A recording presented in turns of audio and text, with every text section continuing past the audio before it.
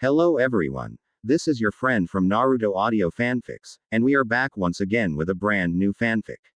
Which is what if Orochimaru's seal awakened an ancient power in Naruto older than all Kekkei Genkai, Naruto times Hinata times Enko times Kurenai, Part 1. If you enjoy this story, don't forget to hit the like button, thumbs up. And subscribe to the channel for more amazing Naruto fanfics like this. So without wasting any more time, let's start today's fanfic. The blonde child walked away in a huff and moved away from the store. As he did so, several more people glared at him and gave him unfriendly looks, and all he could do was look back and laugh as he moved away to find something else to do. However, it was not long before he was near the outside of the village gate that he found that he was being followed by a number of armed villagers. Not again. The blonde boy turned his heels and took off to avoid the following individuals armed with an array of tools, who were intent on inflicting bodily harm on him. He, however, was running so fast that he was not watching where he was going, and therefore he ran into another person. Oof. Naruto fell to the ground and he looked up and saw someone standing before him and was wearing robes of a very different nature. The man had deep golden eyes and golden hair with silver streaks in them. The man smiled at Naruto and spoke in a regal tone. "You should watch where you are going, young man. Sorry. Ah, they're here. There he is. Demon brat." The tall man dressed in regal robes looked at the band of armed villagers with a calm eye as he stood behind the young blonde child, and suddenly in the eyes of the villagers and the young boy, a massive halo of fire surrounded the man quickly, and then they watched as the flame grew and took a living form, almost like a serpent made of pure flames. The serpent rose and roared out at the villagers as the man spoke in a serious and regal tone of authority. "If you think I will let this boy come to harm, you are sadly mistaken. Leave now, or else." "How? What kind of jutsu is that? He created a serpent out of flame without moving his hands. He must be a demon." The man spoke again with a calmer and more patient tone. "Demon? No. I am something more than a demon. In me flows power you are not even able to understand yet in your lifetimes. I do not plan to fight you, as you are not my sworn enemies, nor are you and your weapons are of any threat to me even in this form.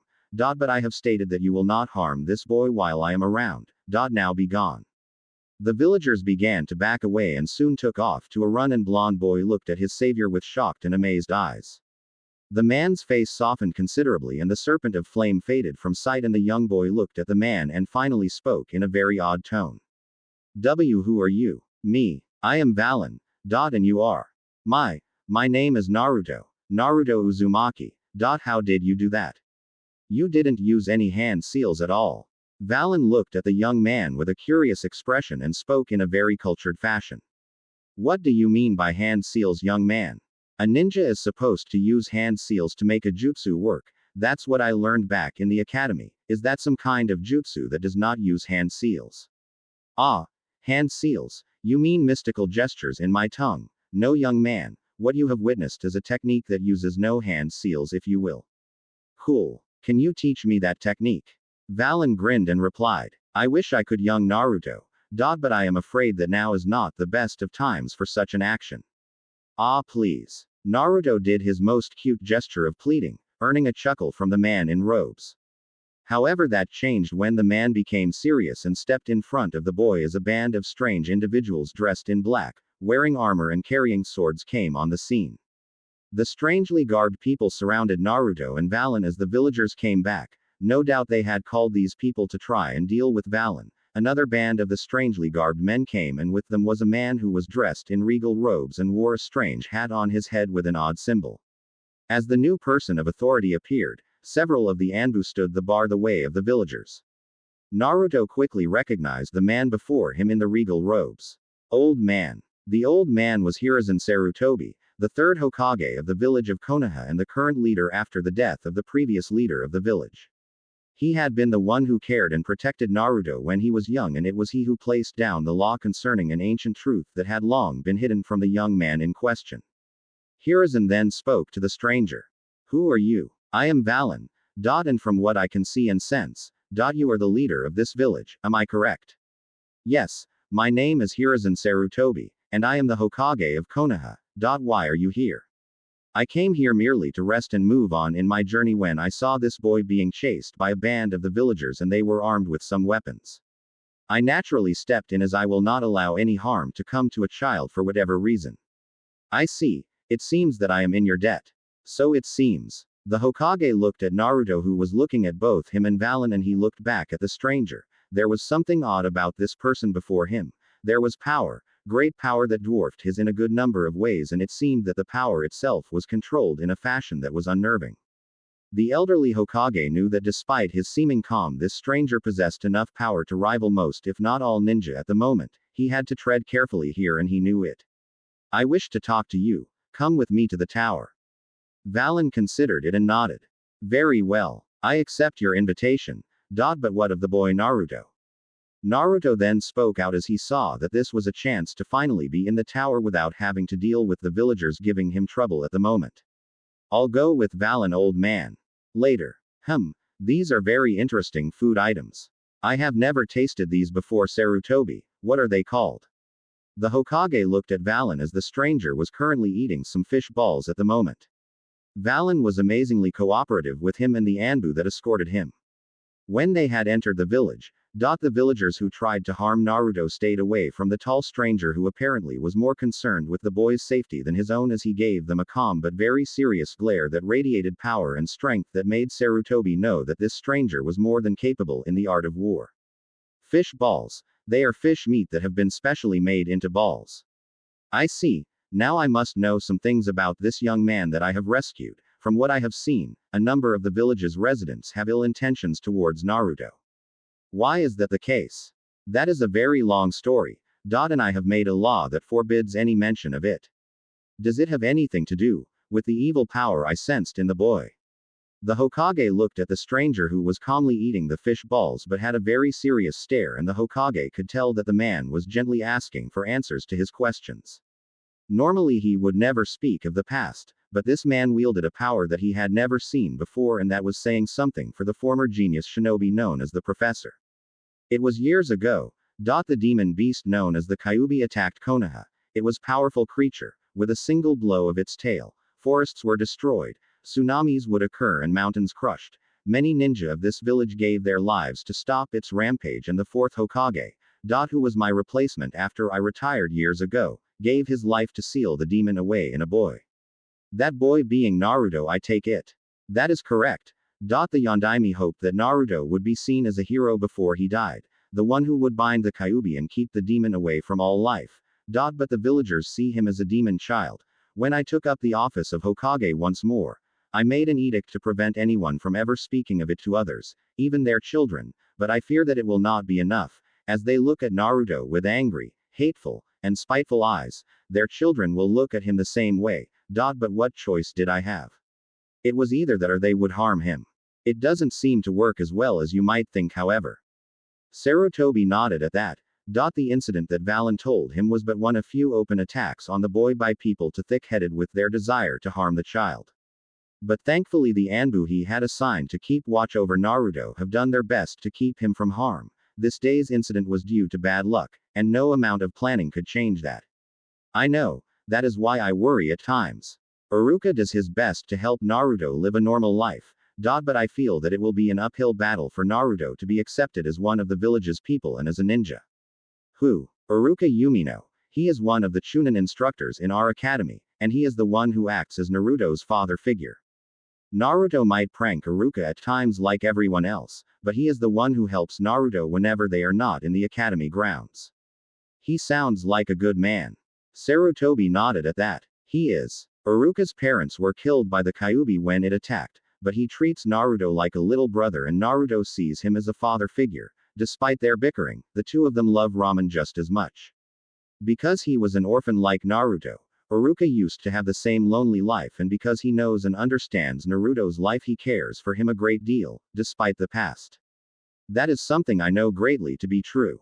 Valen nodded, and as soon as he was finished eating his food, he spoke to Sarutobi. You wished to know who I am, Sarutobi. I believe that was a question in your mind when you and I met, and I have no doubt that the villagers have told you of my powers. I can assure you that I am no demon, though I am not entirely human either. Sarutobi looked at Valen and was patiently waiting for answers, and he knew that several hidden Anbu were ready to respond should something go wrong here. though he doubted that they would be a match to Valen, as he could tell that whatever Valen truly was, his powers would be far beyond them and even his. I can show you just who I am. However, this will be for your eyes alone. This will not hurt, but brace yourself nevertheless. Valen then placed his hand on Sarutobi's forehead, and the old man gave a slight groan, and the Anbu appeared to fight. But only a moment later, Valen moved his hand away and Sarutobi spoke to the Anbu. I am all right. The Hokage looked at Valen and spoke in a very reverent tone. I understand what you are now. But I must ask what you plan to do now. Valen smiled and replied, I have a boy to watch over for a while. In the coming days, Valen was given permission by the Hokage to hang out with Naruto, and Valen did so with a smile. Naruto himself was happy to have a friend, and Valen was certainly a very cool guy as well as Iruka. The Chunin instructor and Naruto's father figure had to admit that while Valen was imposing, he was well cultured and mannered as well, and seemed to be very comfortable in Naruto's presence, despite the blonde's antics. He was told by the Hokage that Valen was all right, but he had heard the rumors how he could control fire and wield strange powers from the other villagers, but Iruka believed the Hokage more than idle gossip, and if the Hokage said that Valen was all right with him, then the Chunin was all right with Valen. Valen, however, was far from idle, as he planned on how to help Naruto, and through unknown means had begun to make needed changes to help Naruto out. And with the Hokage's help, things were going along well enough. Valen had not revealed anything to Naruto, feeling that now was not yet the time for the young man to know everything. He would learn on his own time, and he would be the one to make the decisions for his own future. That was what being human was all about, free will. It made him both smile and mourn when those thoughts came to mind. Humanity always made mistakes. It was natural, and just as there were great heroes and noble people in their kind, there were infamous villains and corrupt people in them as well. The future of humanity always was unique. They could go one way or the other. Some were great champions of peace, justice, compassion. Some could be harbingers of war, suffering, corruption, while others were stuck in between or chose to be there themselves. His race was old, older than any living being on this world he was merely visiting, long before man ever walked the world. His race and many others lived before them. And when humans came, his race were intrigued by them, since while they were doomed to die easily, they were also gifted with great potential and ability. Even the most common of their race could rise to great heights. It was that reason that drove his race to grant humans a rare honor: the blood ascension ceremony. In time it proved to be a mixed result. Some used their powers to do great good in their worlds, while others did great evil with those powers as well. In time, the humans who were blessed with the powers of the ceremony began to squander their powers and even used them to attack the very beings who gave those powers. His race. At first, their attempts were futile. But his race grew tired and eventually left the lands, leaving humanity to carve out their own future. Valen knew that and decided that while his actions were considered treasonous by the more conservative members of his race, his actions could help rectify many things. Unlike the others, he still believed that humans were worthy of power, and he felt that now was the time to reawaken the old bonds that once bonded their race with his. Yet he knew better than to charge ahead. Time and experience had taught him much, and the many millennia that had passed by since the last time his race ever spoke to humans had no doubt wiped the memory of his race from the worlds they were once part of, and the bloodlines they left behind had apparently lost a good portion of their original power, as without the presence of his race and those who underwent the ascension ceremony, portions of power in the blood were lost over time. And it seemed that this village of Konoha had a lot of that long degenerated power. For now, however, he had other ideas and plans, and those deserved his full and undivided attention. As the days turned to weeks, Valen knew that the time was right. His time in this world was coming to a close, and his time with Naruto would end, but not before he made the last phase of his plan, and with that in mind, he spoke to Sarutobi a day before he would leave. Suffice to say, the conversation was very much different, and the Hokage was not entirely agreeing with the plan. But he promised Sarutobi that he had made the plans and contingencies that were necessary for Naruto. The old Hokage couldn't help but worry, and he couldn't blame Sarutobi for that. However, the plans were already in motion and he trusted him to see them through. Naruto was not happy. You can't be leaving now of all things. It's going to be my birthday today. Valen smiled a bit and replied, I will be leaving tomorrow yet, Naruto, so for today I am here. By the way, I have something for you to try out.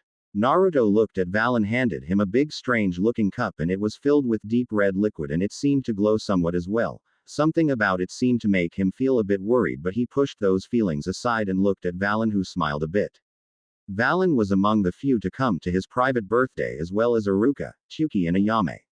The two were among the few people apart from Iruka, the Hokage, and Valen that Naruto trusted, and they were very good to him. They were the people who made his favorite food and Iruka's own as well, and they were very decent and nice people as well. Naruto then spoke to his friend. What is this? This better not be some weird drink for a joke. Valen laughed at that and replied. No, I'm not the kind to joke anyone on important days like this, you know. But go ahead and try it, Naruto. It won't hurt you or whatnot. It might make you fall asleep faster though. Naruto looked at the drink and sighed and took it all in and found to be having a sharp but not a bad taste, sweet and cold, almost like a near frozen fruit drink. As soon as that was over, the party started, and to his amazement, the Hokage himself came and greeted him a happy birthday, making Naruto all the more happy. And when the time came to finally wrap things up after the 4 hours celebration, Naruto went to sleep, and this allowed Sarutobi and Valen to talk with one another at the moment. So it is done. I hope that you were right in this. The Kyuubi would no doubt try to defeat that power. I know that, but this demon will have a very hard time with the power. He might contain it. But he cannot kill it. It will be able to meld with Naruto soon enough. As for me, my time has come to leave. Tell Naruto that I will miss him. I will. Valen then wasted no time and left Konoha, and he was not stopped by anyone in the village, since everyone else with the exception of the ninja on patrol were asleep. As soon as he was a fair distance from Konoha, a blue portal opened and Valen stepped through it and disappeared from Konoha and Naruto's world. In a massive chamber. Your actions, Valen, are becoming very troubling as of late. Valen merely gave a smile and another voice came into the play. Wipe that smile off your face, Valen. You know that you have violated our laws. Valen spoke firmly and with great authority. Are you saying that my actions, which were independent, have no purpose? You all know that I am not ignorant of the laws. We do not question your wisdom, but we do question the why of your actions. You know that we were not to engage in the ceremony with humans ever since the exodus of our race to this dimension. We could walk and observe, but never interfere without good reason. But this use of the blood ascension ceremony is something that we cannot ignore for any reason. It was my decision to do so, and I have already weighed the possible outcomes personally. Have you? Have you truly? Do you realize that such power in the hands of humans will bring untold things to world you were in? Yes, and I will not take it back. If anything goes wrong, then I will deal with this myself. The beings questioning Valen were robed and hooded, but their eyes glowed with great power as they regarded Valen, and one of them spoke as well. See that you do, Valen. You are one of the oldest of this conclave and the strongest and wisest, but your irrational actions at times have brought headaches and even disgust in the conclave. However, if you are willing to shoulder this responsibility, then so be it. As the hooded beings left, another figure appeared behind Valen, and Valen turned to face his new companion. The person appeared human but was covered in a very intricate set of tattoos that were gold on his slightly dark skin color, and had a pair of wings in a bat-like form behind him, and his eyes were glowing slightly in a golden light. The human-like being had deep black hair with stakes of silver in it, as the man wore pants with armor on it along with arm guards and boots. The new arrival then spoke to the disguised dragon, who was still in his human form. They're not happy with you again, master. Valen chuckled at that and replied. I guess they would not be, given my rather unique choice of action recently. They have good reason in this case. You know as well I do that they have good merit. Many humans have abused the blood ascension ceremony and used the gifts bestowed upon them for their own selfish desires and their mad quests for power, knowledge and immortality. And we all know the outcome of those things. Either we slay them or those who are of like powers kill them as well. True. But keep in mind, Fenrix, that there have been just as many humans who use the powers of the blood ascension ceremony for the right reasons and have been paragons of light, truth, justice, compassion and peace as well. And it is they who slay those who commit evil and destruction. And so do those born of such unions, as you well know. The winged and tattooed man, dragon, nodded at that.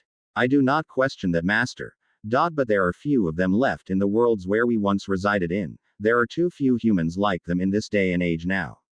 True. But that is not an excuse to give up faith and hope for humans. I for one sensed a great destiny before this young child. He can be the savior of his world, or its destroyer. The day I met him and sensed his potential, and his life. I feel in my old bones that he will be the greatest one of his world, and I pray that he will take the path of being its savior and not its destroyer. You doubt me, Fenrix. I do not, master. I simply wish to know more of this human that you bestowed the blood ascension ceremony to in your blood. He must be truly someone special for you to donate your sanctified and unlocked blood to. His name is Naruto. Naruto Uzumaki, and the past few days I spent with him are enough for me to deem him utterly worthy of the blood ascension ceremony. He carries a burden with him that will shape him for the rest of his life. And I believe that my blood that now flows in his veins will be the key for him to truly be stronger than anyone. I see. Tell me about him. Valen sat down, and so did his half-dragon student, and the two discussed the life of Naruto, and as time passed Fenrix looked at his dragon master with some surprise. You bestowed him your ceremonially consecrated blood even if such a being is inside him. That was a great risk you took, master. There is a chance that demon might have sealed the blood when you accomplished the ceremony and allowed Naruto to drink it. I had thought of that. However, that demon will have a hard time containing that power as it will filter through slowly. You know my lineage after all. I do. I guess that since you have committed this action, then nothing can reverse it. But you know that it is law that should one undergo the blood ascension ceremony, then another must serve as his or her guide, or that person will not be able to truly utilize and control the powers that flow now in their veins. And this Naruto will be no different despite your lineage, he will need a guide master. Valen nodded and replied, that he does, young Fenrix, and you shall be his guide. I charge you with his education and his training in the ways of the dragon ascendants. Me. Yes. You are a dragon ascendant yourself after all. You know its power and the responsibilities entailed with it, and there is no one else more qualified in my mind than you, my young student. I'm not exactly young anymore, master. Truly. At least by human standards, of course. Time moves much slower for you and I, and we are older than any living mortal. However, my decision has not changed. Will you do this for me? If that is your wish, I shall do as you ask. I just hope that this Naruto that you speak so highly of is truly worth your praise and the blood ascension ceremony that you performed. He is, more than even I can imagine. Take good care of him and teach him well. He can be a true hero with the proper guidance.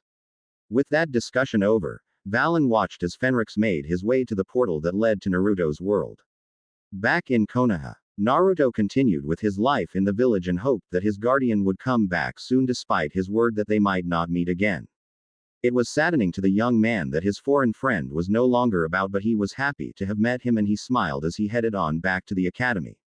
Unaware that he was now assigned a guardian and teacher for the rest of his life, as he was being watched. Fenrix watched Naruto from a very fair distance using his dragon vision. This allowed him to observe Naruto without being seen by others. He did this as he felt that it was time to observe just what was it about the boy that sparked his master's interest.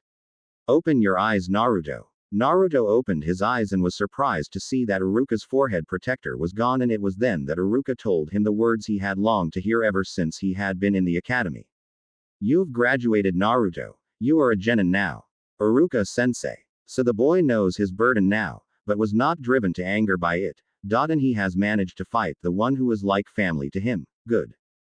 Fenrix said as he observed Naruto and Iruka from afar. He had been concerned when the traitor Mizuki had made his moves on Naruto, but he was impressed as his future student had not given himself over to hatred and rage, and hearing that Iruka cared for him for real despite the past and considered him a good ninja of Konoha even if he makes mistakes and more. At least his heart was in the right place, and that made him a real man, not a beast. That impressed Fenrix and made Naruto cry as the dragon ascendant watched as Naruto fought Mizuki, and he had saved the man he considered family. It seemed that the boy would reach his dreams, and there was good promise in the boy after all. He also took the time to study Konoha and its people well, to know what was it about this simple warrior village that sparked the interest of his master, and it seemed that a considerable portion of the people here had good talent and ability, and he was interested in the bloodlines in this village, though compared to the dormant bloodline in his soon-to-be student, theirs would need a lot of work to come close to even a fraction of the power lying dormant in Naruto. However, Fenrix had his worries to think about as he looked at the happy scene between Naruto and Iruka, who he knew well enough. From now on, we're rivals. Naruto and Konohamaru looked at one another and the two gave grins at one another and they parted as good friends and rivals as they were getting ready for the soon-to-come time that they would fight one another for the title of Hokage. Fenrix looked on and noted the change in Konohamaru when the boy associated with his future charge. The boy had finally understood that defeating his grandfather would never earn him the title. He had to work hard and train hard to be a true successor to the title of Hokage, and if he had not associated with Naruto, then it would have never sunk into his mind. His charge was proving to be a very interesting person. Fenrix couldn't help but chuckle a little as he watched Naruto work with his new team. This Sasuke was supposed to possess the Sharingan, a bloodline trait that granted considerable abilities to its owner, though the Dragon Ascendant had not seen it in action yet. The boy was cool and aloof and took great pride in his training, and Naruto disliked him for it. Sakura was a smart girl and possessed a considerable level of chakra control and was the best in written scores and intelligent. Fenrix could see that while Sakura didn't seem to be special, she had other abilities that were different from the others. He observed Kakashi and admitted that while the Jonin was late considerably, loved reading perverted books, and more, the man had great promise as a ninja, and according to what he had researched about the Jonin sensei, he was a good teacher for them all at the moment. And he had to admit that this Jonin would be interesting to see in action. Fenrix nodded as he watched Naruto speak with Haku in the forest. He had been concerned when Haku attempted to harm Naruto, but he was curious why he stopped. He listened to the conversation between the two, and while he had a feeling that he should move in, he chose instead to watch once more, to see what will happen. Later, as Naruto and his team left Wave Country, Fenrix smiled all the more as he looked at how well the boy had grown, and he would prove to be a very interesting student to teach. However, the Dragon Ascendant had his worries. The Kyuubi would no doubt have restrained the power of his master's ceremonially consecrated blood early, as his master had told him, and despite the power of his master's blood, it had been held off by the Kyuubi. Until the demon's hold was removed, then there was no way for Naruto to gain the full powers bestowed upon him by his master Valen. For now, all he could do at this moment was wait and observe as the team headed back to Konoha. Damn it! Fenrix swore as he watched the battle between this grass genin who was more than what he seemed in the Forest of Death. He had observed Naruto and his team barely dodge the bullet in the first exam stage, and now here they were in the Forest of Death, which reminded the Dragon Ascendant of the Forest of Eternal Sorrow centuries before in his time. He observed them and watched as Naruto fought with this grass genin alongside Sasuke, but in the end it was a difficult battle. However, he spotted the grass genin striking the area where the seal that held the Kyuubi was located and the strike given by the being. Fenrix stopped just about as he was to enter the fray after so long in observing his young charge when he sensed something flowing in Naruto's body. He focused his eyes on Naruto's, seeing past his clothes, skin, flesh and body, into his very being, and saw something that he had hoped to see in a very long while. The sight of his master's blood flowing and mixing with Naruto's own blood, the glowing blood of a dragon king, mixing with that of a mortal body, granting power to the one it was given to, the birth of a dragon ascendant, an event never seen by others in nearly 3,000 years. So, it has begun, but the boy's mind has not adapted yet, and neither has the body. This is not good. He watched as Sakura tried her best to protect both Sasuke and Naruto, and he could only wait and see what will happen and hope that something good will come out of this, despite his reservations in the matter. He observed as the Sound Genin were about to attack, and then the arrival of the other Konoha teams that he had seen to help them. He gave a growl at the sight of Sasuke being controlled by the mark of that grass genin and watched as the man attacked without mercy and injured his attackers, and he watched as Sakura managed to stop him. But it was then that he sensed the upwell of power inside Naruto, but sensed that it was growing too fast. Fenrix quickly knew that the time to act was now. It was then that Dosu and everyone in the area was treated to the sound of a massive and primordial scream. The sound filled the forest, and the sound was enough to make all of them freeze, and even Lee was shocked back to being away, and then they turned. Aha hhhhh. Naruto was awake, but gripped in pain and rage as he thrashed about in a fury, as golden-colored mist flowed from his body. Sasuke, Sakura, Ino, Shikamaru, Choji, Neji, Lee, Tenten, and Dosu could only look in shock as Naruto roared in pain as he moved about, and there was golden mist that was seeping out of his very skin. The blonde genin roared in a very inhuman way and was thrashing about as if he was being burned alive internally. Naruto. My god, what's happening to him? What's wrong with the Dobi? Did that ninja have something to do with this? What the heck is this? And why is it Naruto's chakra is expanding? Naruto suddenly tore off his upper clothes and exposed his upper body, and to the shock of everyone, there were glowing white symbols on his body, moving like living flame all over him. And then they began to glow golden as the mist seemed to fade back into Naruto's body, and to shock of just about everyone, Naruto was growing right in front of them. The glowing energy turned into an intricate series of tattoos that were unlike anything they had ever seen before. And there on Naruto's chest were 5 glowing points of light. One was deep red like blood, another was as white as a cloud in the sky, another was a deep blue as the sky and water, another was deep brown like the color of earth, and the last was deep yellow, like gold itself. The lights faded into spots that still seemed to glow as Naruto keeled over with his hands covering his face as his body was covered in gold tattoos with silver lining. His hair was longer now and seemed to shimmer for some reason. Naruto then moved his hands away and spread them out in a roar that made the very air vibrate with great intensity, and then he revealed his face, also covered in tattoos which did not remove the whisker marks he had, and his eyes were glowing deep blue. The blonde ninja suddenly growled once more as he charged right at Dosu and the other sound ninja, in a speed that dwarfed that of Sasuke when the flame-like tattoos came alive. What the? Dosu barely in enough time to leap back with Kin and Zaku with him when the tree behind him was blown to splinters by Naruto's punches. The blonde genin was roaring out in absolute battle rage, almost like a berserker. The leader of the sound genin could only look in shock at how easily the blonde had reduced the tree into kindling. My god. Did Orochimaru brand the blonde with the cursed seal too? No, that is not the cursed seal, it's something else entirely. And that power, it's enormous, even Sasuke's chakra in the cursed seal form can't match that level. We have to escape now.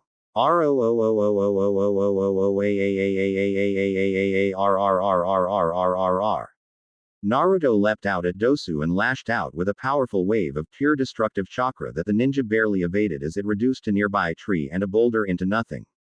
Naruto stopped and roared in anger as he looked about to seek his prey.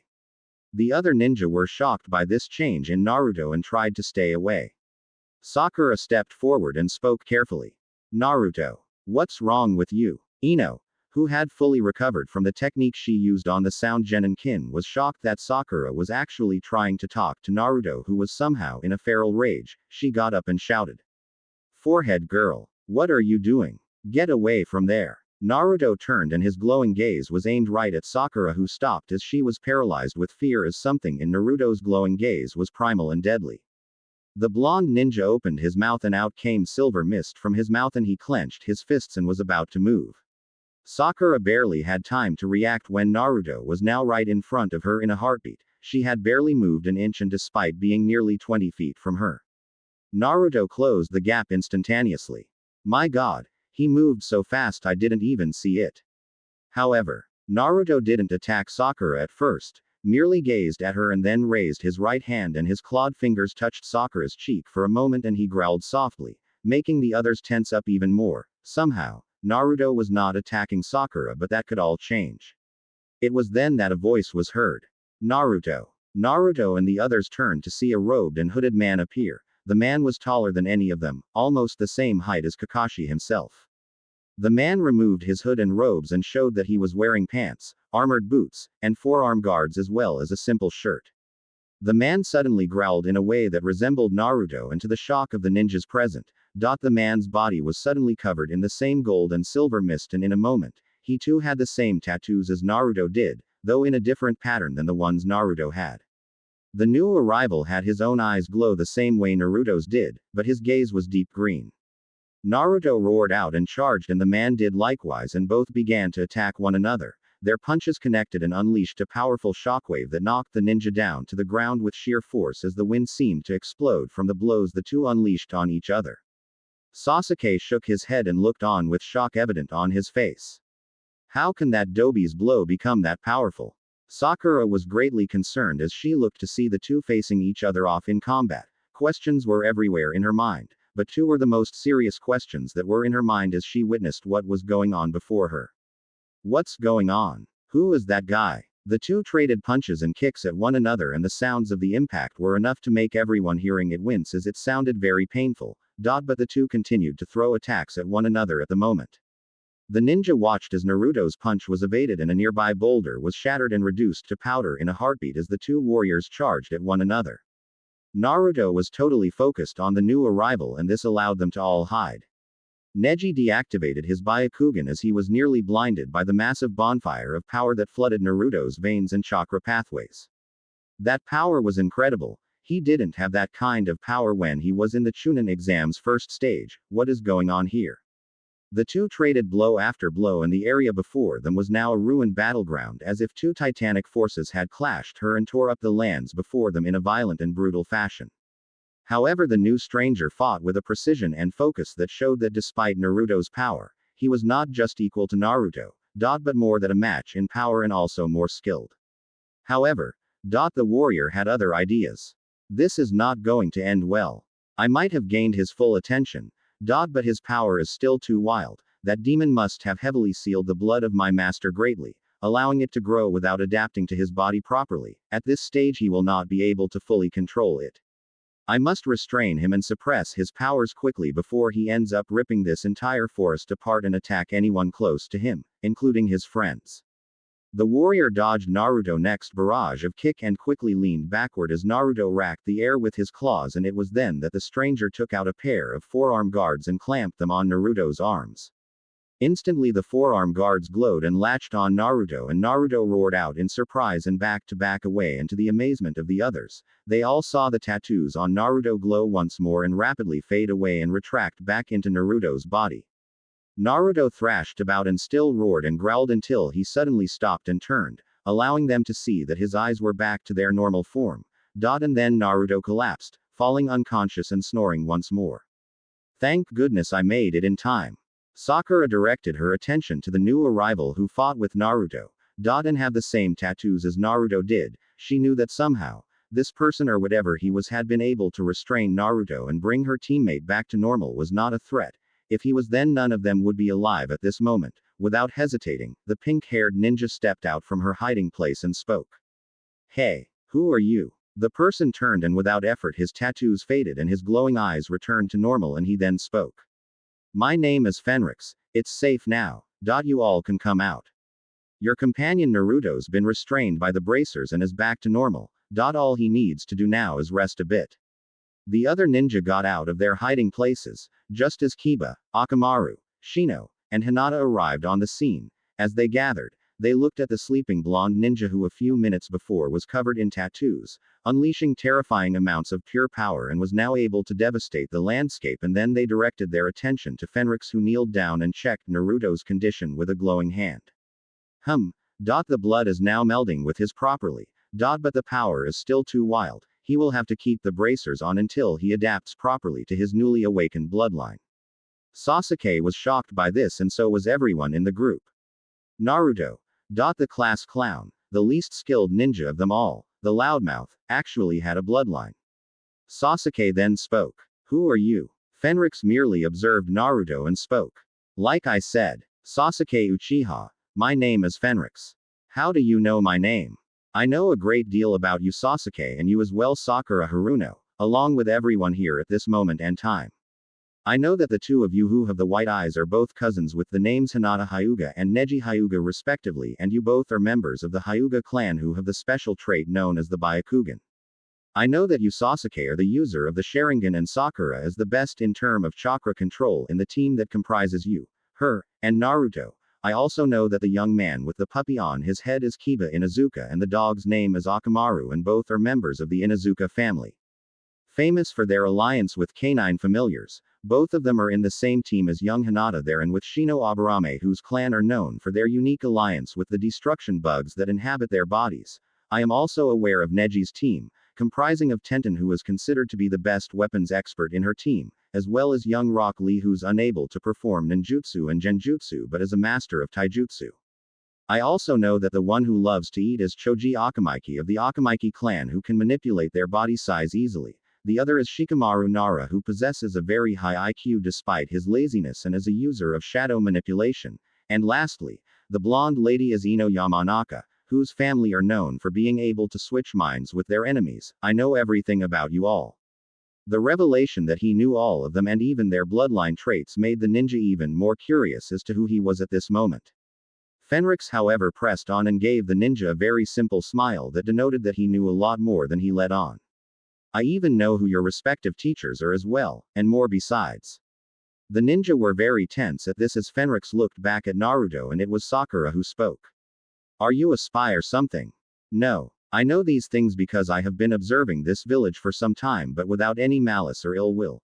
You were interesting subjects and people to boot. But my real target was Naruto here. After all, he is going to be my student in the near future. What do you mean? Fenrix stood up and replied. Naruto is the inheritor of an ancient power, older than anything you all can imagine. Within him flows the ceremonially consecrated blood of beings more powerful than any who walk the land. Naruto has in his body Dragon King blood, and that makes him a truly powerful dragon ascendant, just like me. What? It was then that Naruto began to wake up. And Fenrix smiled at this. There was much to do at the moment, things had to be explained, and more besides, but now that Naruto's body was beginning to adapt and grow stronger with the power flowing in his veins, then the real training will begin.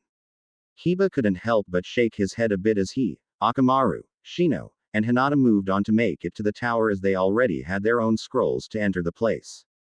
The young Inuzuka couldn't help but remember the words spoken by the stranger named Fenrix. I can't believe that Naruto has that kind of power. Who would have thought he'd have that? It is odd that Naruto never had that power back in the academy, but my destruction bugs panicked greatly when they sensed that power. I guess, but how the heck does he have a bloodline? He certainly never showed it back in the academy. Hinata was silent for the most part, but she couldn't help but wonder what the future was for her longtime crush. She hoped that he would be fine and would soon make it to the tower as he had done so much to make it this far, and to not make it would really hurt him. Her thoughts then wandered to the stranger who was there with Naruto, Sakura, and Sasuke at the moment, but for now, her team had to worry about getting to the tower.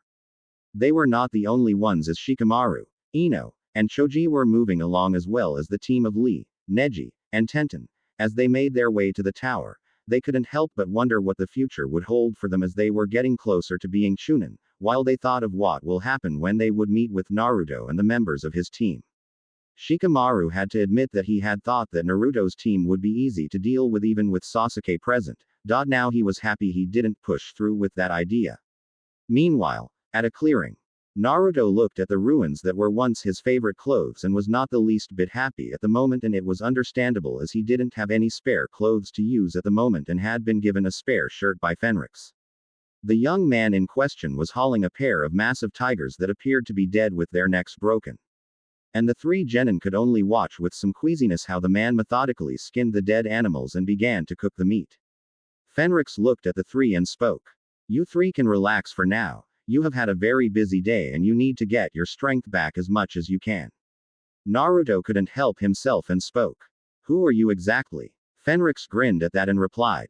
I suggest you three get some food in your stomachs before we talk about the past. You'll need the energy for the mission of getting the scroll you need at the moment, and you still have one scroll to keep safe, so I doubt that fighting on an empty stomach is a good idea.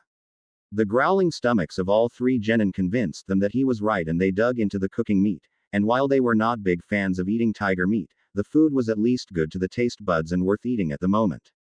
Naruto and Fenrix, however, were eating like mad as they ate as much food as they could get, surprising both Sasuke and Sakura. The two were finally eating enough meat to feed at least 6 people, and the two could only look on in wonder. As soon as the two placed aside their plates, both gave explosive burps, and Sakura couldn't help but chuckle a bit at the sight. Fenrix laughed a bit and decided that now was the time to tell Naruto a portion of the information that he carried. Now you are wondering who I really, then I will tell you. You three already know my name, and what I am, at least at first. So therefore, I will explain as best I can. On what I am, I was once human, like the three of you, but I underwent a ceremony that granted me the power and ability of a dragon. It was known as the Blood Ascension Ceremony. This ceremony is ancient, older than anything that exists, and has not been practiced in nearly 9 millennia. Naruto scratched his head at that and asked, what's millennia? Millennia. A millennia is a number of years, namely 1,000, so this special ceremony has not been done in nearly that long, 5,000 years. The dragon race was the first and the only race to have this powerful ritual. This ritual was made by the dragons to pass their powers on to other beings, namely humans. Long ago, when humans were still starting in the building of their civilization, dragons took notice of them and were interested in humanity.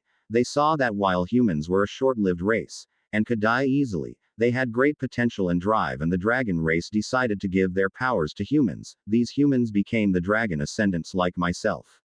Sasuke listened as he couldn't help but wonder just what was going on, and how exactly did Naruto fit in all this. Sakura was the one who asked the question. How does Naruto fit in all this? In due time Sakura Haruno.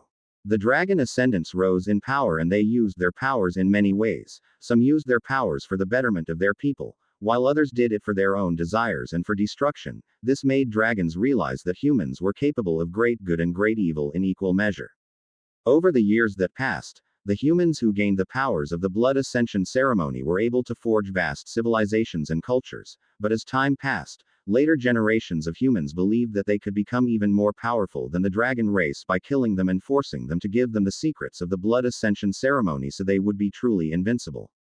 They attacked the dragons. Yes, their efforts were clumsy and foolish. Even the ascendants who were tempted with the idea of surpassing their former benefactors were easily defeated by the older and wiser dragons and their leaders, the dragon kings, as well as the ascendants who were against the whole idea.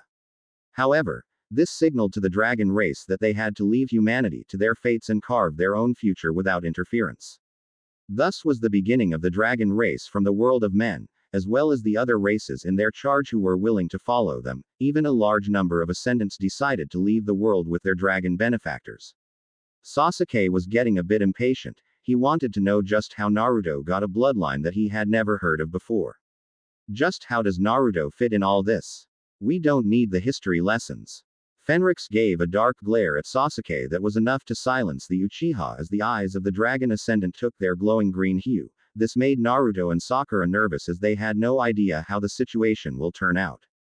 Fenrix then spoke seriously and showed his displeasure for Sasuke's actions. If you are so curious to know how your teammate fits in all this, then I hate to disappoint you Sasuke Uchiha, but you will have to wait. All things will be explained in due time and not before. So hold your tongue and listen first. Your world's history is tied to this story as well, so do me, your teammates, and yourself a good favor and be silent. Sasuke would have normally ignored the warning, but something about the change in Fenrix's demeanor told the Uchiha that he was treading on dangerous ground, and so he nodded as he held his tongue.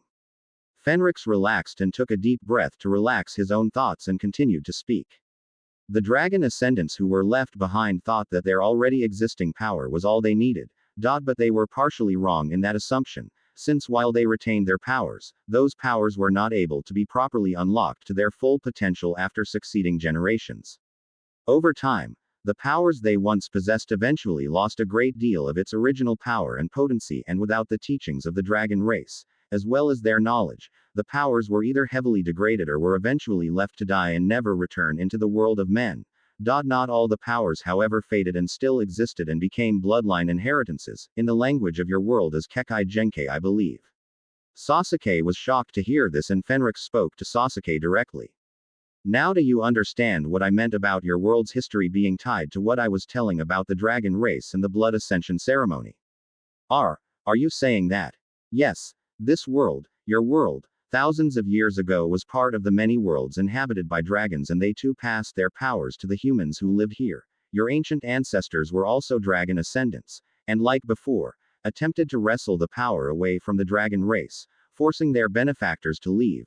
And those ascendants began to lose the full potency of their powers, but their powers did not die out quickly like the others, and their bloodlines were not destroyed, despite being degraded. What this means is that your Sharingan, in fact, all the known and still to be seen Kekkei Genkai of this world, are actually the degraded remains of the old dragon ascendant blood that existed thousands of years ago. Sasuke was stunned by this, and he couldn't help but feel angry at the thought that his clan's most respected Kekkei Genkai was being seen as a degraded form of power.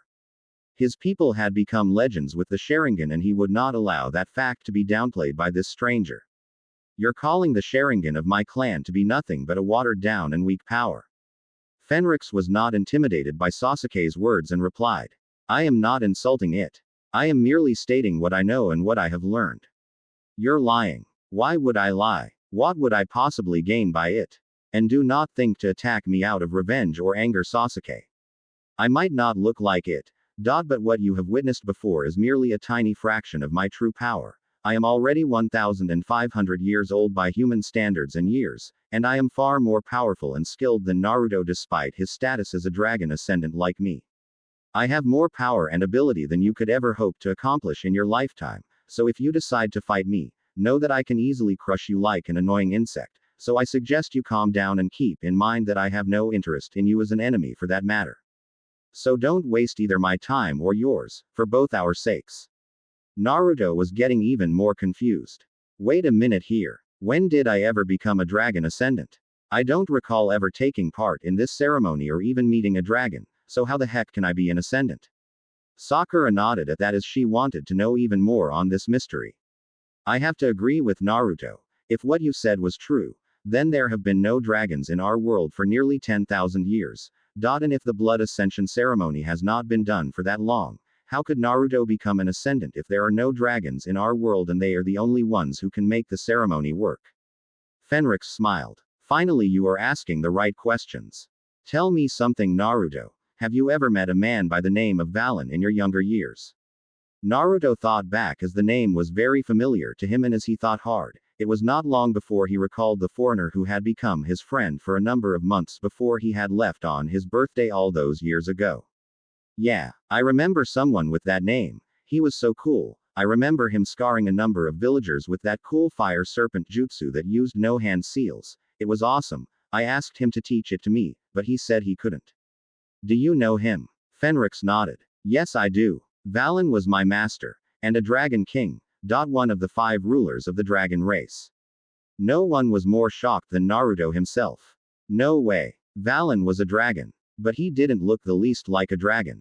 He was human. Dragons have many powers, one of which was the ability to take a human appearance, unlike ascendants who were humans to begin with and thus can take a dragon-like appearance once their powers and bodies had fully matured and at their highest levels of power. He was able to begin the blood ascension ceremony and bestowed his consecrated blood to you on your birthday, when you last saw him. Do you remember the cup that he handed to you during your birthday? Naruto recalled that, and he was shocked even more. I drank his blood. Yes. And it was already consecrated, thus you were able to receive its power in full form, and that makes you the very first dragon ascendant to walk this world. However, the reason your powers awakened late in your life was that due to certain circumstances, your dragon blood was sealed away in your body, and it was only now that it awakened. Fenrix sighed and thought back on the other dragon ascendants who woke late to their powers for different reasons and what were the results of that. Naruto then looked at the bracers that were on his hands, and Fenrix noted that and spoke. Those bracers are specially crafted and enchanted. When you awaken to your dragon blood, you are not yet mentally and spiritually strong enough to control your power and your Dragon King bloodline, which resulted in you becoming a berserker and you attacked others who you saw. If I had not stepped in, you might have turned on your friends. What? Why couldn't I remember this? Your human mind had not adapted well to the power and you regressed into a more bestial state, and do not think you are the first. There have been others who were late in awakening to their hidden powers and their bloodlines, and they had to wear these bracers which were placed on them by their mentors. These are not meant to be permanent, however. Once you have developed the mental and spiritual strength, the bracers will no longer restrain your powers. They will eventually unlock themselves and you can remove them, but until you develop the control and focus needed, then they remain with you. He then looked at Sasuke, who was still fuming mad, and replied towards Naruto and Sasuke. Also, since this is your first time using a bloodline such as this, Naruto, you will have to start from scratch. Unlike the Sharingan, which has been handed down from generation to generation among the Uchiha clan, your power is still in its infancy and is not yet fully grown. In dragon terms, you're still very much a hatchling, and thus, your powers will need to be refined and perfected. So I have to learn how to use this power properly. Correct. That is why Master Valen sent me to be your guardian and teacher in the ways of the dragon ascendants. Another thing that I can tell you is that as a dragon ascendant, you can also undertake the blood ascension ceremony in order to pass a portion of your already existing power to another individual, to make him a dragon ascendant as well. That got Sasuke's attention right off the bat as he looked at both Naruto and Fenrix. However, this is something that is not to be taken lightly. You have to grow in power, knowledge, skill, and more before you can do so. If you attempt to do the blood ascension ceremony without the proper training, maturity in body, mind, spirit and experience, plus without the fully mature powers, the results could be disastrous, for both you and that one you wish to pass your powers to. How disastrous would it be? Sasuke asked, and Fenrix simply replied. You both can either suffer intense pain both physically and mentally as well as crippling yourselves and being reduced into invalids, or if things go really wrong, then the both of you will die. The silence was deafening at that, and as soon as the reality set in, Fenrix then decided that now was the time to explain to Naruto some of the basic powers that he possessed at the moment due to his dragon blood. However, even with the bracers on, you are already unleashing signs of your powers, at least not totally visible ones. Hand me a kunai. Naruto and the others looked at one another and were very hesitant, but Sakura handed Fenrix one and he took the weapon and spoke to Naruto. Naruto, give me your arm. Naruto did so, and before he could blink, Fenrix grabbed his arms and stabbed him with the kunai. The ninjas panicked and quickly drew weapons while Naruto was released, and Fenrix laughed as he showed them the kunai, which was broken and several of its blade was actually shattered at the moment on the ground. The others were surprised by this, and Naruto looked at his arm and saw that there was not a single drop of blood, not even a scratch. How? That, Naruto, is but the very first sign of your body adapting to the power that now flows in your veins. You might not see it, but there are tiny and near invisible scales that are melding with your skin at the moment. That is dragon skin, and it is a basic power that all dragon ascendants are given as they adapt to their powers. As you can see, this power is able to make your skin similar to dragon skin, which is a lot tougher than normal skin, and can withstand blades and powerful forms of physical and magical attacks. Naruto was looking at his uninjured arm and was smiling a bit as the ramifications began to set into his mind at the moment. So I am invincible. Not exactly. While the dragon skin may make you stronger and tougher, you are not immortal or unstoppable. The ability makes you much harder to injure, but specially made blades with enchantments and the attacks of those who have very high levels of physical and spiritual strength can still injure you, but if anyone attempts to attack you with multiple blades and attacks, then you cannot be harmed. This power is different since as humans, ascendants do not lose their sense of touch like dragons do. Normal dragon scales grow on dragons every time, and when that happens, they slowly lose their sense of touch, so they sacrifice their sense of touch for the added defense. Ascendants will have that toughness, but not in the same degree as that of dragons themselves, and as such, don't lose their sense of touch. Do you get the idea? Naruto nodded at that, and he was even more curious about what other abilities he had under his command at the moment. What else do I have? You have the basic senses of a dragon. Increased sight range, smell, hearing, taste, and touch. Physically, you have increased strength, though at the moment that is controlled by the bracers, as well as increased speed and stamina. You will develop also a dragon's immunity to illusions over time, as well as their resistance to various elements, toxins, and weakness. Will I even grow wings? Eventually you will, and they will be in the form of energy, but at the moment you have no wings at the moment. Those take time to grow properly and also to control. You certainly don't need those wings to suddenly sprout out in the middle of a busy street, you know. Anyway, here's one power you might find useful when the time comes. Do you see that tree over there? Naruto turned in the direction that Fenrix was pointing and nodded. Good. Now then, imagine your breath in your lungs becoming as hot and as intense as fire, and then unleash your breath at that tree. Naruto did so, and to his shock and that of the others, his breath did become flame as a massive tongue of fire was unleashed from his mouth at that exact moment of action. And the tree was easily incinerated in a matter of moments by the sudden unleashing of flame on it. All that was left of the once massive tree was a pile of pure ash. Naruto clasped his mouth in shock as he looked at the large tree that he had just reduced into nothing but ash in merely a moment. As soon as he was feeling a bit calmer, he turned to speak to Fenrix, who watched in approval, while Sasuke and Sakura were looking on with great surprise, and as soon as he was able to recover from the sight, he spoke to Fenrix. Did I just breath fire? Yes, you did.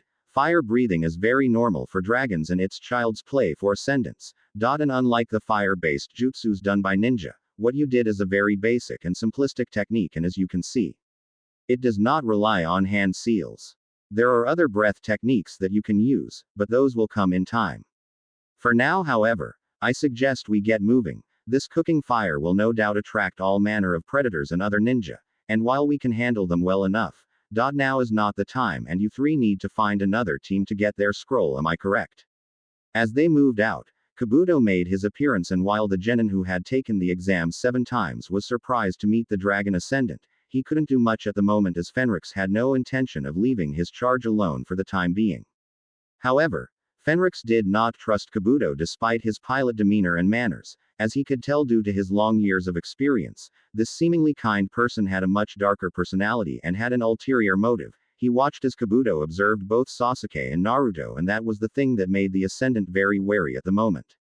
Naruto was eager to tell Kabuto about his new powers, but Fenrix gave him a very serious look, and despite being confused as to why his teacher in the art of the Dragon Ascendance was giving him that look, he knew that he should not reveal anything yet about his powers, and thus he kept his trap shut. They were able to track a genin team from the village of Hidden Waterfall and managed to get their scroll, and they were able to make it to the tower, and as soon as they got there, Naruto and others were able to get the scrolls open, and in walked through the scrolls none other than Iruka, who despite being surprised by the presence of Fenrix who had joined the trio had told them that they passed in secret behind the 2 scrolls and the next parts of the Chunin exams. However, Fenrix had other ideas as he spoke to Iruka.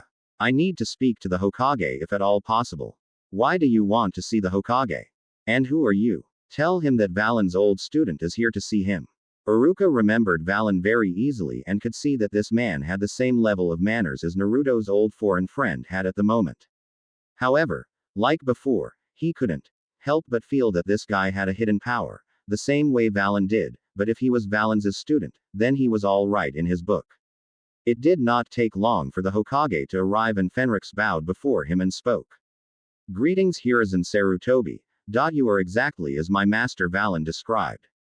The Hokage nodded and looked at Naruto, and like before when he sensed a fraction of Valen's powers, he sensed the same at the moment in Naruto and knew that now was the time for the truth to come out. However, there was the fact that Valen's plans for Naruto had to be put into motion, and while Naruto had no idea what his foreign Dragon King friend had done for him, the Hokage had no doubt that things were going to be very interesting. With that in mind, he asked Iruka to guide Sasuke and Sakura to the main area where the other genin teams were at the moment. Naruto and Fenrix, however, were brought to another place in the tower, and sure enough, as soon as they entered the room, there were the council members of Konoha. As Sarutobi sat down, he knew that this day was by far going to be the longest he would ever be in. At the moment, he wondered just what would happen if Orochimaru found out about Naruto's unique bloodline. He thought back on the day he discovered just who Valen was. Flashback. Sarutobi was surprised to see himself not in the Hokage Tower but in a massive field filled with grass and flowers. There were clear skies and clouds all over the place. It was a beautiful sight at the moment, and it was then that he saw Valen. But the human disappeared and then was replaced by a massive reptilian creature with wings and a long tail. His scales were deep platinum in color, and there were a number of large gems that were on his body and a crown-like protrusion of pure crystal on the head of the massive creature that moved back, and his wings were releasing some sort of wispy light that were of many colors like the rainbow. What in the name of the kami? Calm yourself, Hiruzen Sarutobi. I am in my real form, that of a Dragon King. Valen. Is that really you? That it is. You are in my mind, Hiruzen Sarutobi. And you are seeing me in my true form. I have never revealed this form to other humans in nearly 9,000 years. You are the first mortal in your world's history to see me in my full might. The human form I take not only allows me to blend among humans and other mortals, but submerges my full powers. The Hokage was stunned and wondered how to act. Long ago, when he was a child, he had been told ancient tales about dragons, and he was truly fascinated by the old legends, about how dragons would bestow great powers on humans and how these powers became legend. But he never truly believed them. But here he was now, in the mind of a dragon, and it was talking to him. Relax, young one. You might be old by human standards, but to me and my race, you are still very young. Now come. Sit and I shall tell you of some truly amazing tales that I doubt even the greatest of your village had ever known. And what is my reason for being here? End of flashback. As he thought back on those things and Valen's desire to aid Naruto, he couldn't help but look at the young boy. He had been told that Valen had every intention to give Naruto a true power, older than anything that existed. The very origin of all the Kekkei Genkai of this world. The power of the dragon race. It was something he thought he would ever have the honor of seeing, but he worried about how the council would react to this news at the moment. However, Valen had planned ahead, and even the professor had to admit that it was pure genius, and beneficial to the village at the same time. Valen had also told him about his chosen teacher for Naruto in the ways of the dragon ascendants, and Fenrix proved to be everything his master told him about. As they sat back, a number of people gave curious looks to Fenrix and hostile ones to Naruto. The Hokage sighed at that, but he could tell that Fenrix was glaring back, and he couldn't help but be slightly amused at the sight of the council members being cowed a bit by the glare the older, wiser, and more powerful and skilled dragon ascendant. Homura, his old teammate, was the very first to speak. "We are here as you asked, Hokage-sama. What is this about?" This discussion is twofold. Recently we have learned that Orochimaru had returned to the village and has already begun to make his move on our homeland. There is no doubt in my mind that he is planning something sinister on our village. The council were deep in discussion the very moment Orochimaru's name was brought up, and it was then that Anko arrived and gave her report on what was discovered when they found the real grass ninja who were all dead, and also what Orochimaru told her. The news that Sasuke Uchiha was the target of Orochimaru caused considerable concern from the council. They knew the power of the Sharingan, and if Orochimaru had interest in it, then they would have been ready for anything at the moment. As they planned out a strategy, it was then that one council member spoke to the rest. "Hokage-sama. Why is Naruto Uzumaki here in this chamber?" The Hokage nodded and knew that now was the time to drop the news of Naruto's newly awakened bloodline to the Konoha Council. In fact, he couldn't help but admit mentally to himself that he was going to enjoy this. This has something to do with an incident no less than 5 years ago. The Hokage then told the council about the arrival of Valen to the village and what he had learned from the disguised Dragon King, namely on the blood ascension ceremony. The council were silent and none of them asked any questions. But many of them were directing their attention to Naruto and were studying him, trying to determine just how could this child who carried the Kyuubi could have such a bloodline.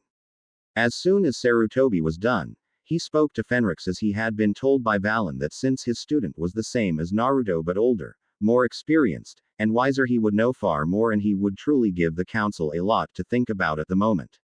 And true enough, when Fenrix told the council what he had told Naruto, Sasuke, and Sakura about the blood ascension ceremony and the history of their own world thousands of years ago, there was an uproar.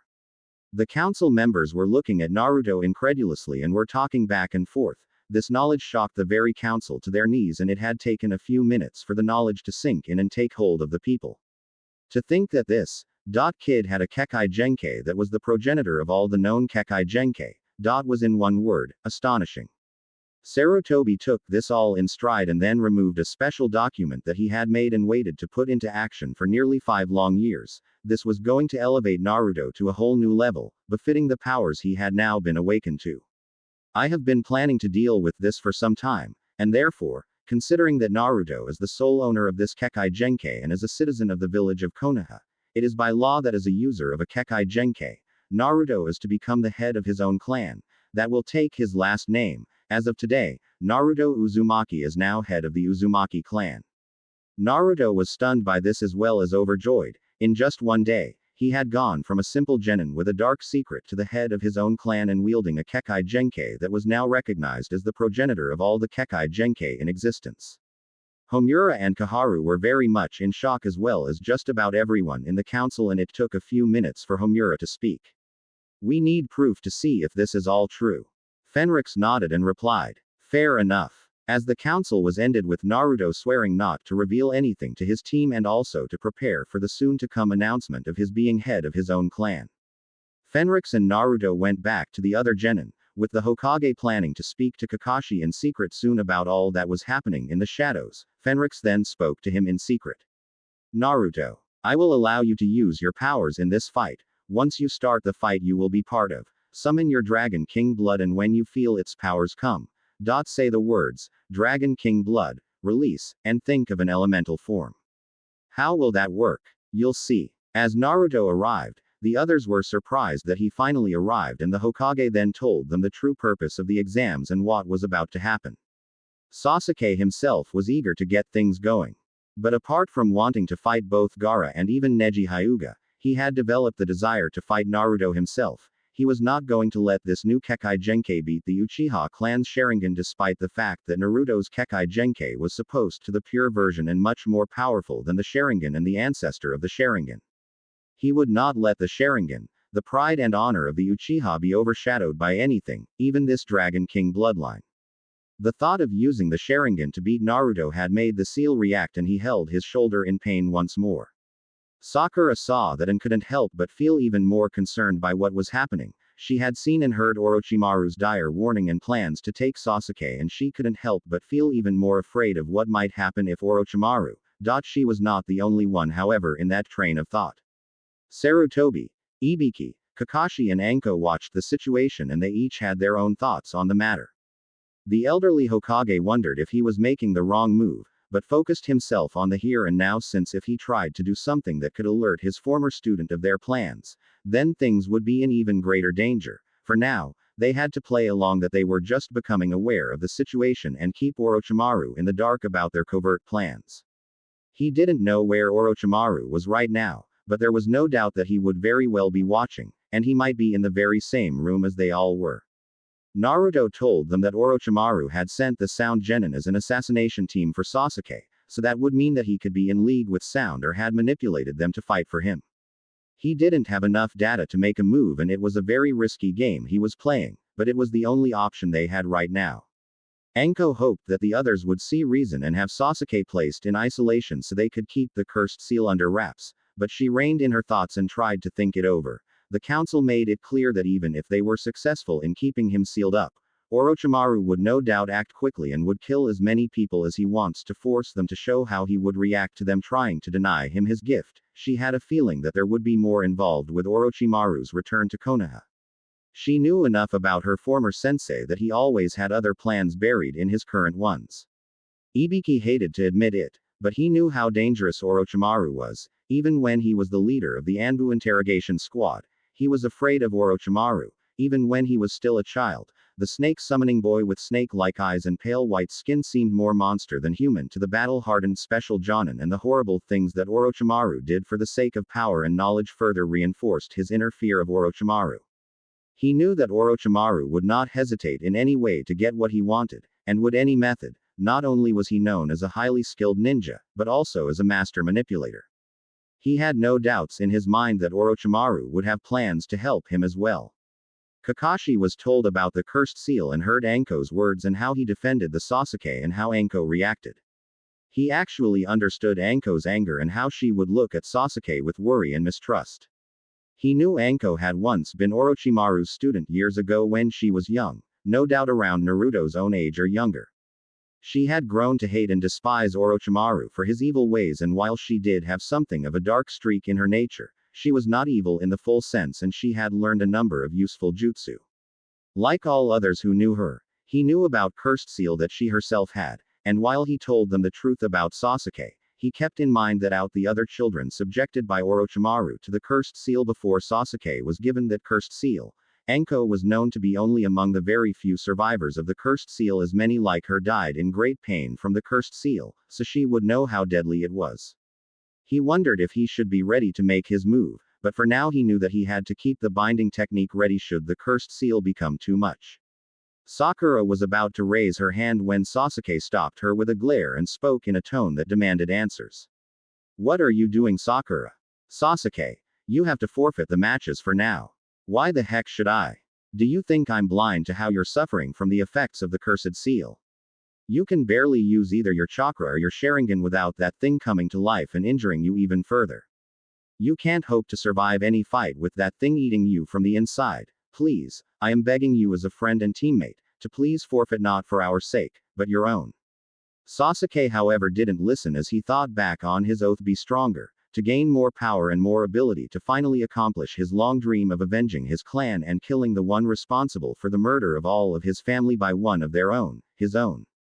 He then thought about his dream, and what and who he was. He was no longer just a man, but an avenger, a being who sought power and would seek out that power, regardless of its source, be it kind or evil. He wanted to show that he was strong and he wielded power, Power to defeat all who faced him, and the only way to gain it was to fight the strongest, and all of them were here. In this very tower. He could not afford to back down from this. Lee, Dosu, Gaara, Neji, and Naruto were here in this room. If he backed down now, he would never get another chance like this, and he was not going to be denied this chance. He would prove the power of the Sharingan for all to see, especially Fenrix and his student Naruto. The three genin however turned when someone spoke out. Okay. You got me, I'm out of this part. Naruto, Sakura, and Sasuke turned to see Kabuto raising his hand, and that made Sasuke very wary of the Leaf Genin who was now leaving the scene. Holy Talon thought likewise and wondered just what was Kabuto up to. From what it could sense, the Genin had more than enough chakra and physical strength to be in this match. Why was he backing out?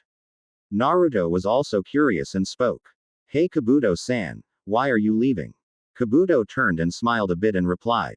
I'm sorry Naruto, but I had a heck of a hard time getting the scroll from the other team I fought with, and they really drained me, and even if we made it here now, I'm still somewhat beat up, but I know you can do well, I know I'll miss it, but, hey don't worry about me, do your best alright. Naruto looked sad but smiled and gave Kabuto a thumbs up signal. I will. Kabuto smiled back and gave the same reply as he left the area. However, he didn't get away scot-free. Sarutobi looked at the leaving form of Kabuto and recalled something. This was not the very first time he had seen this young man, and neither was this the first time he had seen the man leave the Chunin exams at this stage. At first, he had allowed it as there was truth to his claims, but now that this was the 7th time he had done this act, he was got suspicious. He turned to Anko and Ibiki as well, and they were able to find out just who he was, namely his name of Kabuto Yakushi and his times in the academy and in the missions he had undertaken, and the times he had taken the Chunin exams. His grades were average and he was not really much of a special case. However, Anko revealed that he was the child who was found among the enemy dead during a battle in Konoha's history years before, the Battle of Kekkei, passed by one of the Konoha medic squads, and was taken in.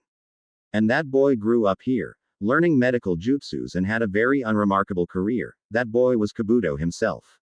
As soon as Sarutobi got the details, he looked at Kabuto and thought to himself aloud.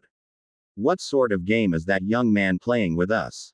He wasn't the only one, as Kabuto was stopped by Yoroi, his fellow teammate, and spy of Orochimaru. The two exchanged a hushed conversation with Yoroi warning Kabuto about his playing games and keeping his loyalty to Orochimaru, to which Kabuto replied back that he doesn't have to worry, and to which Yoroi replied that while he was Orochimaru's favorite, he was certainly going beyond his bounds. Kabuto replied that he knew about Yoroi's desire to take his place and now was his chance. With that, Kabuto bid farewell to both Naruto and Sasuke. Sorry I couldn't stay and fight, but if I did, the old me would have come back. I will be watching though. I hope you do well Sasuke-kun, and you too Naruto-kun. Besides, if I fought here and now, I would be revealed as a spy, and I wouldn't want that. The rest I leave to you in your capable hands Orochimaru-sama. The sound Jonin looked on, but a thin smile appeared as Kabuto left the room, leaving the others to wonder on what they would do. However, Sasuke made up his mind already. As Sakura tried to raise her hand once more, he stopped her and replied. Sakura, this is my path. I chose it for myself. You have no right to tell me what I should do. I am your teammate and friend Sasuke-kun, and I can't just stand by and let that thing eat you alive. If you are truly my friend and teammate Sakura, then let me fight. This Chunin exam is more than an exam for me. I don't care much about the title of Chunin. I am an Avenger, nothing more. I have something to do no matter what, and I can't have myself stopped by anyone, not even you. All the strongest ninja are here and now. If I don't fight them here and now, then how can I see how strong I have become? I have to become strong no matter what. I won't let anything stop me, and that is what I want, and you have no right to stop me. Sakura looked on, sadly unable to say anything as she tried her best to reason with her teammate.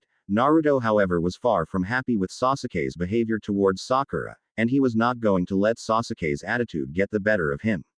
Sasuke-tem, you have to listen for once. Stop acting so cool and focus on the truth. That damned seals. Sasuke then turned and gave a challenging look to Naruto. Naruto, you ought to know that you're one of the people I want to fight. That made Naruto glare back and wonder just what was going on in the mind of Sasuke, but they had no time to think about that as Hayate got the Chunin exams underway. He then showed them the screen nearby that would take the names of the genin present and pair them in one-on-one combat. Also, since there were 23 of them, then it would be a series of 11 matches to start the preliminaries. It didn't take long for the first match to begin, and much to Naruto and Sakura's dismay. It was Sasuke Uchiha against Yoroi Akato. Sakura was stunned. While Sasuke smiled, Naruto gave a shake of his head, while Lee, Dosu, Neji, and Gara decided to take a good long look at Sasuke and see just how he gets out of this one. As soon as that was announced, the genin and their Jonin sensei made their way to the upper terraces to watch the match and to stay away from the fight itself. I won't have this fight any other way. Gekko then spoke. All right. The names called forward, please come forward. The Chunin proctor then faced the men and asked them if they had any objections to the match-up between them, and they replied that they had none, while Orochimaru in his sound Jonin disguise smiled and watched on to see how this situation will play itself out. Sasuke then spoke to Yoroi. You are going to be in for the fight of your life with me. Hey, bring it on, Sasuke Uchiha. Yoroi said with a smile, which was naturally hidden by his veil as he looked at Sasuke, who looked back with a smirk. Naruto and Sakura looked on and wondered how things would turn out, while the others were looking with interest. Sasuke kept his cool, but held his shoulder in pain as the cursed seal once more reacted with his chakra. Hayate saw this and then gave the announcement that those who were not called were to leave and head for the upper levels for the match grounds to be clear of bystanders. As they got ready, Kakashi came by and was greeted with great enthusiasm by Naruto, and the Jonin spoke directly to Sasuke. You have to be careful not to use your Sharingan, Sasuke. If that mark activates, then your life will be on a thin edge. So you know about the seal? Yes, and what it does to those who are infected with it, and just so you know, if this fight gets beyond your ability to handle, then I will stop the fight personally. Sasuke turned and was outraged by Kakashi's words to him, and it made him even more unhappy to know that there was some truth to Kakashi's words. If he used the Sharingan, he would be vulnerable when the cursed seal activated itself and allow his foe to beat him senseless. But he knew that it responded to his chakra quite often. If I use my chakra, it grows stronger and its grip, and Orochimaru's grip on me grows stronger. I have to beat Yoroi without my Sharingan, and my clan's jutsus are off limits as well. Maybe I can make him laugh to death instead. Orochimaru, however, was going to enjoy this fight. You are going in for a good test, Sasuke-kun. Yoroi's unique talents should be a real challenge. I want to see if you can overcome it. Sasuke sighed mentally and psyched himself up and got ready nevertheless. The other teams got ready to watch as Kakashi hoped that Sasuke didn't overdo it and get himself in a real mess. As soon as Gekko gave the signal, both ninja went to work. As Yoroi threw some shuriken and Sasuke fired some kunai, but Sasuke was stunned to the ground when the cursed seal awakened, nearly leaving him open to attack. As Yoroi closed the gap, Sasuke quickly used his remaining strength to move out of the way of Yoroi's fist. He then used the kunai he had to get a grip on the floor and used his legs to kick Yoroi down to the ground, and then with several restraining moves managed to knock Yoroi to the ground and opted to try and make Yoroi fall to submission. He got him. Naruto cheered, but Yoroi merely grinned and replied, "Really now? Who's got who, I wonder?" His hand glowed once more as he activated his own chakra and then grabbed Sasuke, and much to Sasuke's shock and disbelief, his chakra was being taken from his body. What the hell is happening? Yoroi then stuck hard, loosening Sasuke's grip, and then forced his way through, and much to the shock of everyone in the room, except Orochimaru, who smiled sadistically as the spy from the Sound Village leapt back, and as Sasuke managed to get off the floor, the ninja then used his glowing hand once more and began to drain Sasuke's chakra, making Sasuke lose his power. Kakashi and the others looked on in surprise and disbelief as the Uchiha survivor was being placed in a deadly situation. My chakra. What the hell are you doing to my chakra? What? You're just noticing it now. Yoroi replied as he laughed and continued his actions on the still weakened and disoriented Sasuke, who couldn't muster enough strength to break free just yet. Orochimaru noted and wondered how Sasuke would be able to handle this mess. Yoroi was indeed given such a unique talent. He could absorb the chakra of his foes with only a touch of his hand. Quite a unique and deadly talent in the right hands and in the right circumstances, and this would make things even more difficult for Sasuke. As soon as Yoroi takes your precious chakra, Sasuke-kun, you will have no other choice but to rely on my little gift to you, and we shall see how you do. Release that forbidden power, It will save you after all, you have no choice in this matter. Sasuke managed to gather enough strength to kick Yoroi away from him, but he knew now that close combat with this guy was a serious mistake. If he got grabbed like that again, he was finished, but he was too weakened by the first two attacks that using either kunai or shuriken were a bad idea, and even if he could do it, the cursed seal would hurt even more. Yoroi, however, was not going to stop as he lashed out at Sasuke, and the Uchiha ninja tried to evade and managed to avoid some of the blows, but he got hit by the hand in the hair. However, instead of being a miss, the chakra-absorbing technique affected him quickly, forcing him to lose even more of his strength, but he had enough to tolerate Yoroi's taunts and get some distance. Sasuke-kun. Damn it. What the heck is wrong with you? Think of something fast or your history, Sasuke. Sasuke admitted that Naruto had a point, and then he realized that he had one chance. Part of it wasn't original, but heck, as things were at this moment, it was better than nothing. He waited and then made his move. Managing to avoid Yoroi's next strike, he then attacked with a move that everyone recognized, including a duo of ninjas with the same hairstyle, the same suits, and the same bushy brows. Wait, that's my move, Lee said as he saw Sasuke use the same kick that he had used on him before during that test fight. He couldn't believe that Sasuke was using that move as well. What the? Guy thought as Sasuke leapt after Yoroi. As soon as they were in mid-air and Sasuke was behind Yoroi, he confessed something to the hidden sound spy. All right, I'll admit I borrowed this move, but from this point on, the rest is my own creation. With that, Yoroi only commented the first part of the move as Sasuke began to take his shot at taking out Yoroi, but before he could accomplish it, the cursed seal once more activated and he was bathed in pain as the flame patterns once more began to spread all over his body as he now felt its presence begin to fill his body and mind. Damn it all, not now. Sasuke-kun. Crap. Sasuke, you had better not lose here and now of all things. You said you and I will be fighting soon when the preliminaries are over. Don't you dare go back on your word to me now. Sasuke looked at Sakura with her eyes in tears and her face in worry and fear, while Naruto was seriously tense and not wanting him to just give up and lose now. He was not going to be beaten here. He had much to live up to and his two goals in life would be even further out of his reach if he lost here and now. Damn. I won't lose, I will win, and I will do it on my own power. With that, he focused his will and strength of mind into it and managed to beat back the seal and force it to subside, much to the shock of the people who knew about it, namely Kakashi, Anko, Sarutobi and naturally Orochimaru himself, as Sasuke used several attacks to take Yoroi out of the match and finished the attack with a powerful heel kick known as the Lion's Barrage. The two ninja were out of it, but Sasuke was able to get off his back and was sitting down with exhaustion, and Hayate declared Sasuke the winner, and that was Kakashi's cue to make his move after trading some words with Guy. As Yoroi was taken away by the medics for treatment and one of the medics tried to approach Sasuke, but Kakashi interceded. The Jonin told Sasuke that the cursed seal had to be contained and now was as good a time as any for it to be done. Sasuke naturally was not happy with the fact that he was going to be missing out on the rest of the competition, but Kakashi was not backing down and Sasuke had no choice as he was followed by Kakashi. Orochimaru smiled and was excited at what he had seen, while Anko and the others who were aware of the effects of the cursed seal were impressed that Sasuke was able to resist the call of the cursed seal to use its power. Orochimaru, however, decided to leave the scene and see just what Kakashi was having in mind.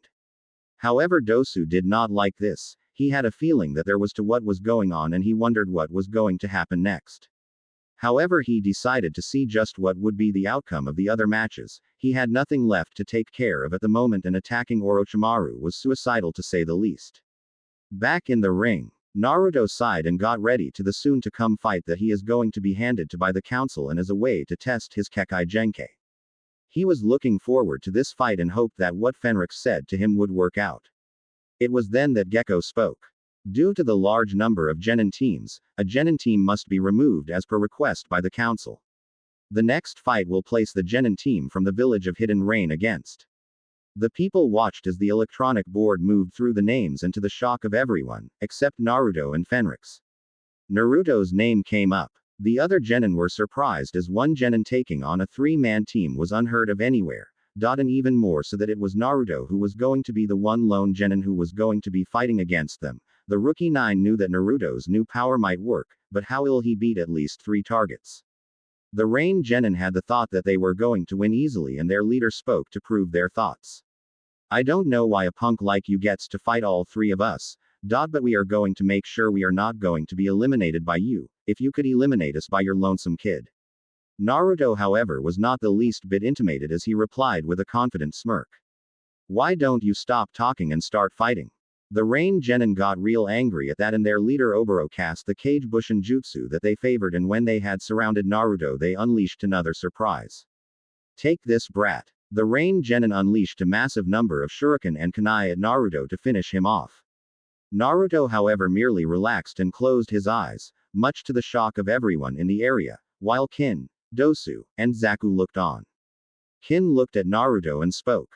As that guy trying to commit suicide? Who the hell cares? He's nothing but trash. Dosu, however, was not so sure about that. After what he had seen the boy turn into before when Kin and Zaku were out cold, he, leader of the Sound Genin team, knew that there was lot more that what was going on before him. And his thoughts were proven true as the kunai and shuriken hit Naruto, without ill effect. The weapons merely hit him on the skin and bounced off, without a single drop of blood on his body. What the hell? Naruto grinned, and now it was time to pay these guys back for that attack. He focused his thoughts on his blood and then felt a rush hit his body, and now he felt himself being energized, and the others watched as Naruto once more was releasing the same gold and silver mist, and he spoke to the Rain Genin team. Now that you've had your fun, it's my turn. Naruto tensed up and shouted. Dragon King blood, release. Whined. Elsewhere. I must have been out of my mind to have said that. Kakashi said to himself as he calmed himself a bit and looked over at Sasuke, who was currently resting after the binding seal ritual that he had undergone. He was acting this way since he had been faced by Orochimaru, who was shed his disguise and revealed himself still in his Sound Jonin outfit, and the two traded words, while Kakashi defended Sasuke with his use of his Reikiri. During this time, Orochimaru revealed that he had known about the Wave Country mission, but only because he wanted to keep track of his prize, Sasuke.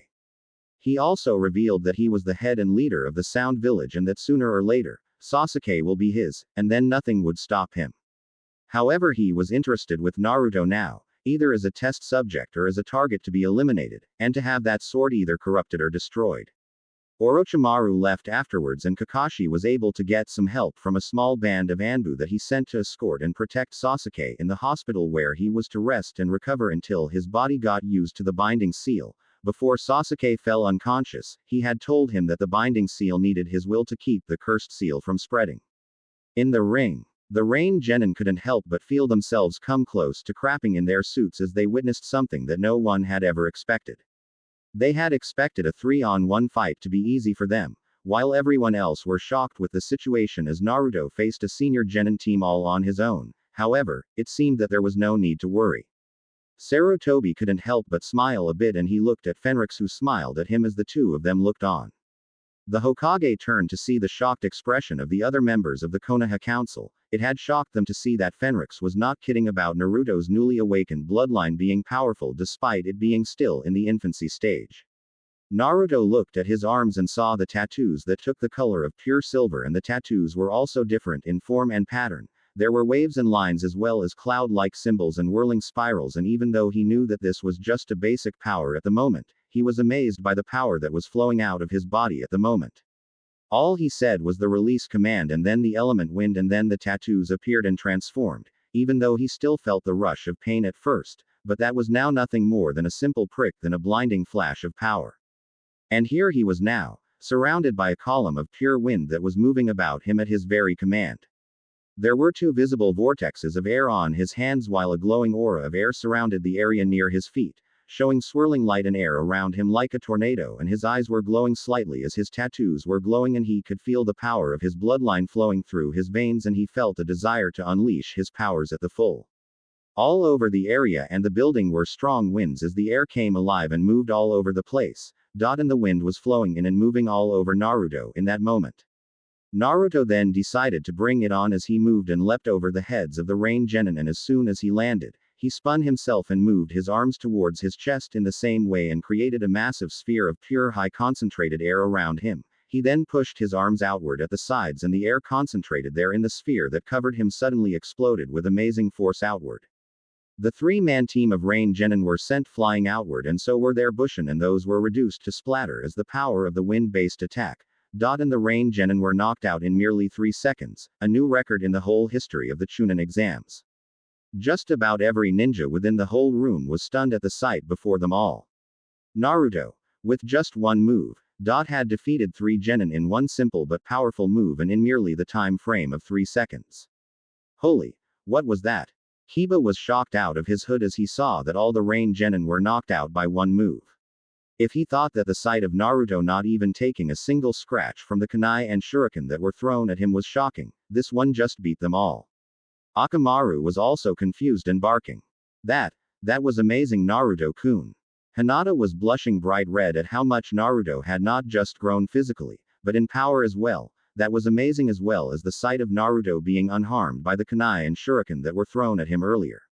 She had thought he was going to be badly injured, but the shuriken and kunai didn't even hurt him. As that the power of Naruto's Kekkei Genkai?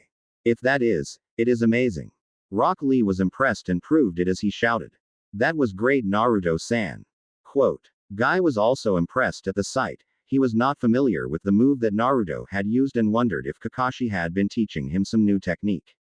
However, the rival of Kakashi had his doubts. That move was certainly something that Kakashi might learn during his years as an Anbu, but as a taijutsu master of Konoha he saw that the technique required no hand seals at all. He knew that there was no way a jutsu like that would be done without hand seals, so it must be something. For now, since Kakashi had left with Sasuke to do something, he would have to keep this secret for the time being and figure out what was going on. Ino was surprised at the whole scene. Is that really Naruto? The same Naruto who used to be the dead last among us? This is troublesome. If he can fight like that at the moment, there's no way I can beat him if I have to fight him. Shikamaru said as he looked on. Choji was silent as he munched on, but even he was impressed by what he had seen. Their Jonin-sensei were also surprised by the sight. Asuma was stunned to silence as he nearly dropped his currently lit cigarette to the ground at the sight before him. As soon as he was able to get his mouth to work at the moment, he decided to speak. That was unexpected. That was no normal wind release technique. Kurenai was also impressed by the sight.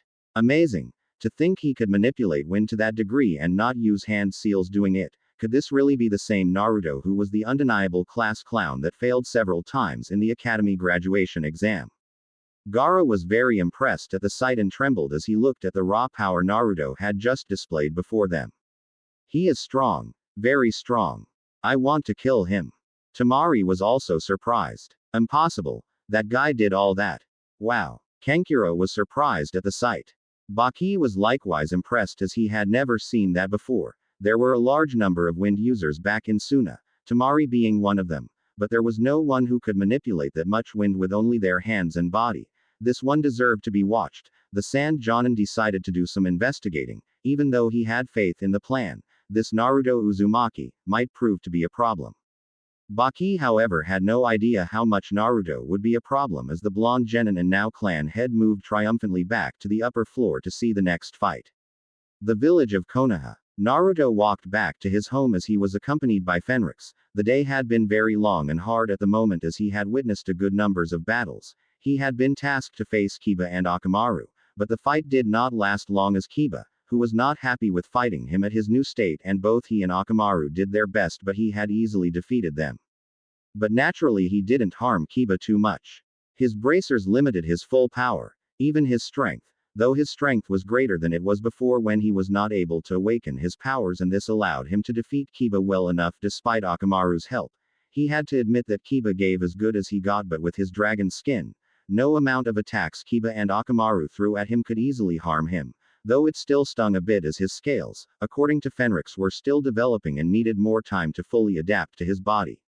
The other fights were pretty interesting as he looked on. The fight between Zaku and Shino was interesting enough, and Fenrix looked at the battle with a critical eye and knew that the destruction bugs were the key to Shino's victory, as this allowed him a unique combat advantage over the other foes he would be facing at the moment. Another fight was naturally the one between Kin and Shikamaru, where his former classmate was proving to be very good in his own right as well as any other ninja despite his apparent laziness through the use of his shadow manipulation Kekkei Genkai. The end of the fight was somewhat amusing to Fenrix, who had admitted he had seen such a move before but said that the ones used by the Nara clan were not as powerful as the much older form.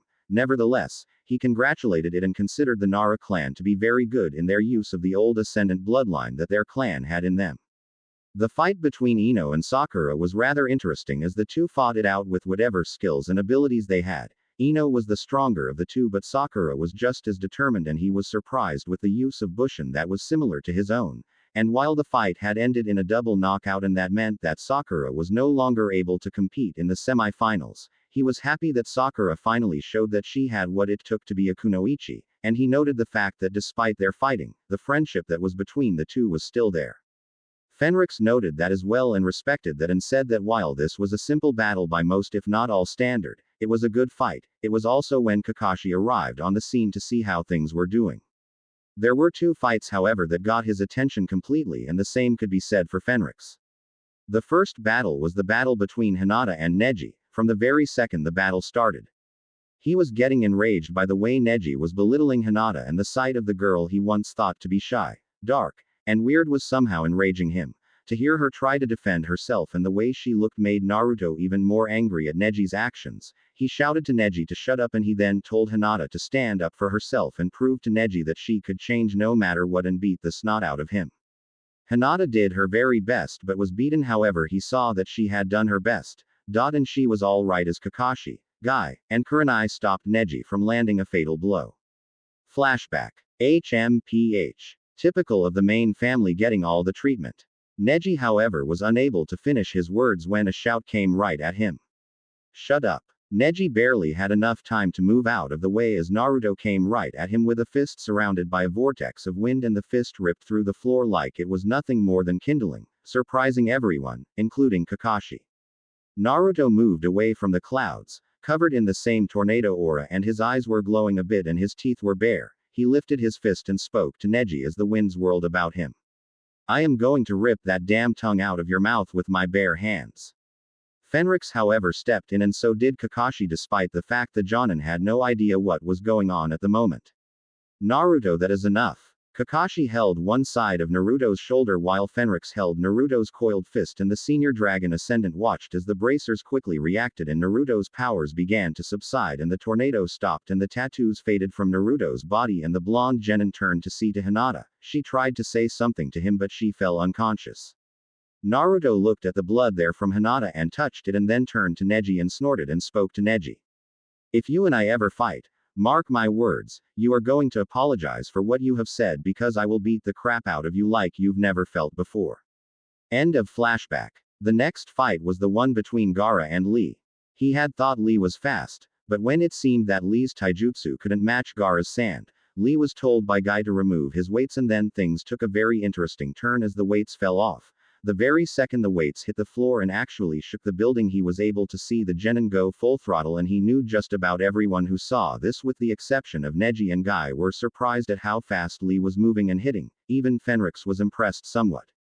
The battle went to Gaara's corner, and Lee unleashed his special skill and unlocked his chakra gates, and to the shock of him and everyone about, he tore the battleground like Swiss cheese in a grinder. But even that was not enough to keep Lee's foe down for the count. Gara recovered and was more than ready to fight and was able to cripple Lee. The sight of Lee's body still standing before Gara and Guy despite the fact his left arm and leg were broken was amazing. The guy was fighting in pure instinct and body memory, and Guy was very sad for this, and even Kakashi had to apologize to Guy for not showing Lee more credit as he was very powerful to reach the 5 gates. All in all, after the matches, he was told that he and the others would have a month to get ready for the soon-to-come semifinal matches, and it was going to be something that he was looking forward to. He was eager to start his training so he won't be left behind. He hoped that Kakashi would be able to teach him, but Kakashi was on a special meeting with the Hokage and just about every other Jonin, Chunin, and even the clan heads. Despite the fact that he was not very interested in politics, he couldn't help but wonder what that meeting was all about. As he arrived, he was surprised to see a number of Anbu at his apartment, and there was none other than the Hokage himself, who seemed to be overseeing some sort of moving program. Naruto wanted to know what was going on and why were Anbu and the Hokage at his house of all things. Hey old man, what's going on here? The Hokage turned and replied. We need to have the apartment refurbished and rebuilt in order to make extra room for several other dignitaries, so this place is being rebuilt at this moment by several workers and it has to be cleaned and cleared out. Your furniture and other amenities are going to be stored in the Hokage Tower until then. Naruto couldn't help but feel a bit shocked at the news. But where the heck am I going to live this time? I don't have enough money to buy a brand new home, old man. The Hokage, however, gave a sly smile and replied to Naruto's question. Valen had made special plans, remember? He had a home built for you in secret and it is now yours. Fenrix, I believe, knows more about it than I do, so it would be best that your guardian explain it to you. Valen made me a home. Where is it? Fenrix grinned. He had secretly visited the home that his master had prepared for Naruto nearly years before. Normally houses took weeks or months to make. But with a Dragon King, those houses would be done in mere days, but it was also very secret as no one in Konoha had any idea of its location or what was hidden deep beneath it. It was not a house in the standards of most humans, but something else entirely. As the two left, Sarutobi looked on and sighed as he looked back at the ninja who were busy packing up Naruto's supplies and gear for him to pick up later. He then thought back on how the discussion with the Jonin and Chunin went when he told them of the latest developments. Flashback. As soon as all the Jonin and Chunin were in the meeting hall and also the head of the clans in Konoha, as well as members of the council, he began the special meeting, not just concerning Orochimaru, but also the discovery and awakening of Naruto's Kekkei Genkai and naturally his moving out of his old home apartment and into his new clan house. Naturally, a lot of the Jonin, Chunin and clan heads were quite surprised by the news that was given to them at the moment, and they were still debating what to do with this kind of information. The same was true for Kakashi, as he was still trying to get used to the idea that his Genin team not only had one Kekkei Genkai user, namely Sasuke, but another, who could manipulate wind in a way that even Asuma could not. Asuma was one of the few wind users in Konoha and thus was more knowledgeable of the use wind chakra. The clan heads were also interested and were eager to see this Kekkei Genkai of Naruto in action, though many of them were not all that convinced of its powers. As the meeting was adjourned, he told Kakashi to stay and turned as there was yet another guest who had remained in the shadow, and Kakashi knew already who it was. It's good to see you again, Jiraiya-sama. It's good to see you too, Kakashi. You've matured a lot since I last saw you, so, how is it dealing with Naruto? He's a handful, that much I can be certain. You know already that he is a clan head. Sarutobi-sensei told me. You realize that as soon as the news comes out, things for Naruto are going to get very interesting. I know, but what brings you back here, Jiraiya-sensei? I came here for mere research, but also to give my report. I know Orochimaru is here and the target is Sasuke. No surprise there. That Kekkei Genkai will seriously interest him with the ability to see and copy jutsus. So what sort of abilities does Naruto's Kekkei Genkai have? Sarutobi filled the two of them in and Jiraiya was grinning. I can't wait to see this in action. End of flashback. As he walked back to his home, the Hokage couldn't help but wonder just how Naruto would react to the sight of his new home. In another part of Konoha, the two dragon ascendants arrived in a massive valley a fair distance from Konoha, and as soon as they got there, Naruto was not able to see any buildings, and he looked at Fenrix, who just smiled. So where is this new home of mine, Fenrix-sensei? Allow me to show you. Fenrix made some gestures into Naruto's eyes. He saw a shimmering of light, and then out of nowhere was a massive hill made of pure stone that had several unique patterns of rock and metal about it, and he could have sworn the patterns had a soft but very powerful glow at the moment, and there was something about this place that tugged at his senses. He watched as Fenrix touched a wall, and the wall seemed to shimmer, and there was a long tunnel there. As they walked through the tunnel, they went deeper into the earth, and finally they arrived at another door, and as soon as Fenrix touched the door and pointed for Naruto to do the same, the doors parted, and in that moment, they were in the main hall. Naruto looked at the main hall of his new home, and was impressed to the point his eyes became saucers and his jaw dropped. He thought living underground meant that he was living in some sort of dank, smelly, dirty cave. Not this. The main hall looked like a mansion. In the middle was a beautiful foundation with cool clear water and statues made of pure marble that resembled dragons. There were benches made of solid marble as well, which were covered in soft leather. Light was coming through several large openings and was distributed all over the halls by both water and apparently light-emitting crystals shaped like trees that glowed softly, giving the place a very soft but strong amount of light. There were underground streams that were moving through and were cool to the touch and to Naruto's amazement were drinkable. The walls were smooth and covered in small gems and inlaid with copper mirrors which appeared to be well polished, as well as silver and gold designs that made the place even more grandiose than before, and in the areas, were healthy trees and bushes, giving out a sweet scent to the cave. The floors were made from tiles that combined marble, jade, and smooth limestone and were very strong. All in all, the main hall was impressive. Fenrix couldn't help but chuckle at the look of awe in his student's face as he gazed at the main hall of his brand new home. It was befitting someone who earned the favor of a dragon king as well as the new head of a clan in his mind. And it seemed the same for Naruto as he moved about and explored his new home's main hall. Naruto, we have yet to see the rest of your home, come on. Naruto nodded and the two of them approached two massive stone doors which had intricate designs and Naruto pressed his hand on the doors as he found himself marveling at it.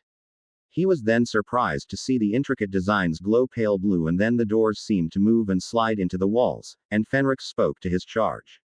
The doors are at least 2 feet thick of specially enchanted limestone that are held in place by pure magic, and are only designed to open for the owner of this house, namely you. This applies to all the doors as well in this home of yours. Now let us take a good look at your home. The hallways were also lined with soft glowing crystals and the gentle sounds of water flowing on small canals on the sides of the walls were rather soothing to the ears. On the sides were bowls that had pools of water in them and when he tried some, the water was cool, enriching and fresh. In Naruto's mind, it was amazing. They arrived and opened another set of doors in before Naruto was yet another hall. A lot larger than the main hall, but in it were beautiful statues made of jade and marble, as well as metal. There were stone tables in a semicircle there in the middle as well as smaller tables in the sides and benches of stone which had soft leather there as well. There were 4 large crystal formations that were giving light into the main hall through filtering openings above. The walls were also smooth and supported by pillars of stone and metal which were also smooth and cool to the touch. And there were some trees and bushes which were very healthy and gave a soothing refreshing smell like a fresh forest into the hall. There were chairs there on each table, with one being a little larger than the others as well. And there was a large open floor there as well. There was a massive staircase at the back with several stone doors there as well. On the right were also 2 sets of doors and there was also another set of doors on the left. Naruto could only say a single word. Amazing. Yes it is. This is the main dining and entertainment hall. This is where you can have your food and where to feed and entertain your guests as well. The first set of doors to the right lead to the food storage chamber where the food and drink are preserved for your use. The second set of doors lead to main kitchen where your food is prepared. Would you like to take a look at them? Oh yeah, I want to see the kitchens. Good. I figured you would like that. Come on. The kitchens were larger than his old apartment, and like the halls, they were very good. Clean, well maintained, well lit, and there were kilns, roasting pits, piles of wood, coal, fuel and more. The kitchens also had all the things needed to staff a kitchen such as condiments, dishes, utensils, cooking tools and more. Naruto was impressed greatly at the sight of the kitchen as it made his older kitchen look so small. The blonde genin looked the place over and he could see that there were some strange symbols on the place and he touched them and the place came alive and it was when Fenrix explained to Naruto how the kitchen worked. This place is run by natural energy drawn from the very heart of this world and so it can take care of itself. The symbols you touched will activate this place. All you have to do is to make the dish and when everything is in place, place it in the appropriate cooking device and then place your hand on the symbols and then use the power of your mind to project the dish and how it is made and the cooking device will do the rest. This will also function like any moral kitchen if you want and will for others who come here. Cool, isn't it? The storage place is similar to the shape of this kitchen, but as its name states, it stores food and ingredients and stores them in special containers that only stores massive quantities but can also retain the freshness of all food and drink items that are stored in them, so you can have enough food and drink to feed a large number of people here in great safety. This entire place is protected by the very energy of the world and thus only one who wields the same kind of power can even break through the outer walls. The two left the kitchen and they went to the other side of the dining hall and entered one of the other doors and they found themselves in a large room and there were blowers, a massive fire pit, piles of wood and coal, bars of metal were there, as well as prongs, large hammers, and a set of anvils. On the other side where there was no danger of fire were books and scrolls in well-made shelves of stone and metal. There was even a table that had mortar and pestle, along with vials, powder bags and more. The place was also lit by crystals and had several open vents and a massive chimney on the area above the fire pit. Naruto then noted several molding stones in the area as well as working benches, and he couldn't help but wonder just what this place was at the moment, and Fenrix was the one who told him.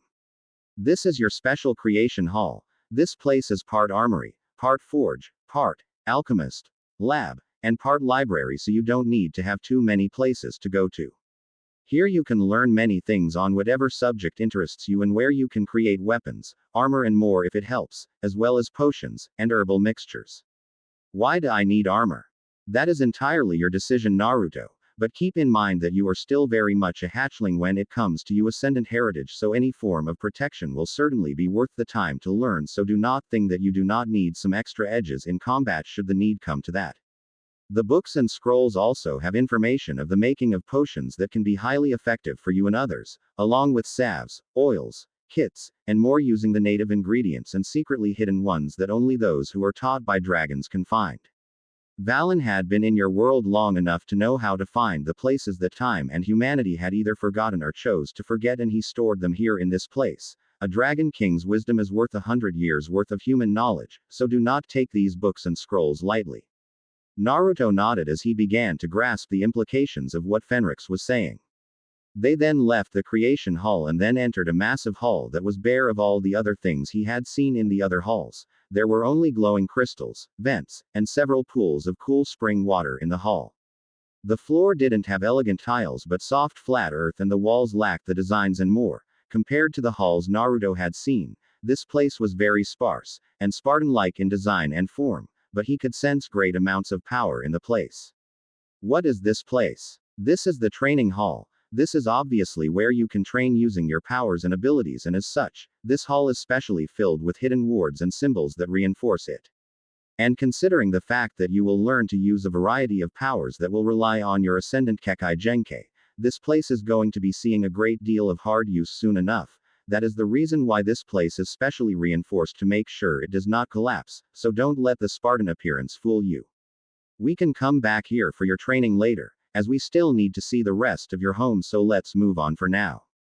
The two left the training hall and then they made their way to the staircase located in the back of the dining hall, and they were in a massive hallway that branched off to the sides, and they went to one of the hallways and found themselves before a smaller door, and when Naruto opened it, he found a well-furbished room with a soft bed with the framework made of stone and the mattress being very soft and comfortable, as well as the pillows and the lush covering. There was a well-polished silver mirror that reflected Naruto's face and form like glass. There was also a large drawer there made from wood, and there was another door that led to a room that had a pool of water that had a pair of gems on it. One was red and the other was deep blue, and there seemed to be something of a sprinkler on the wall that was overhead near it as well.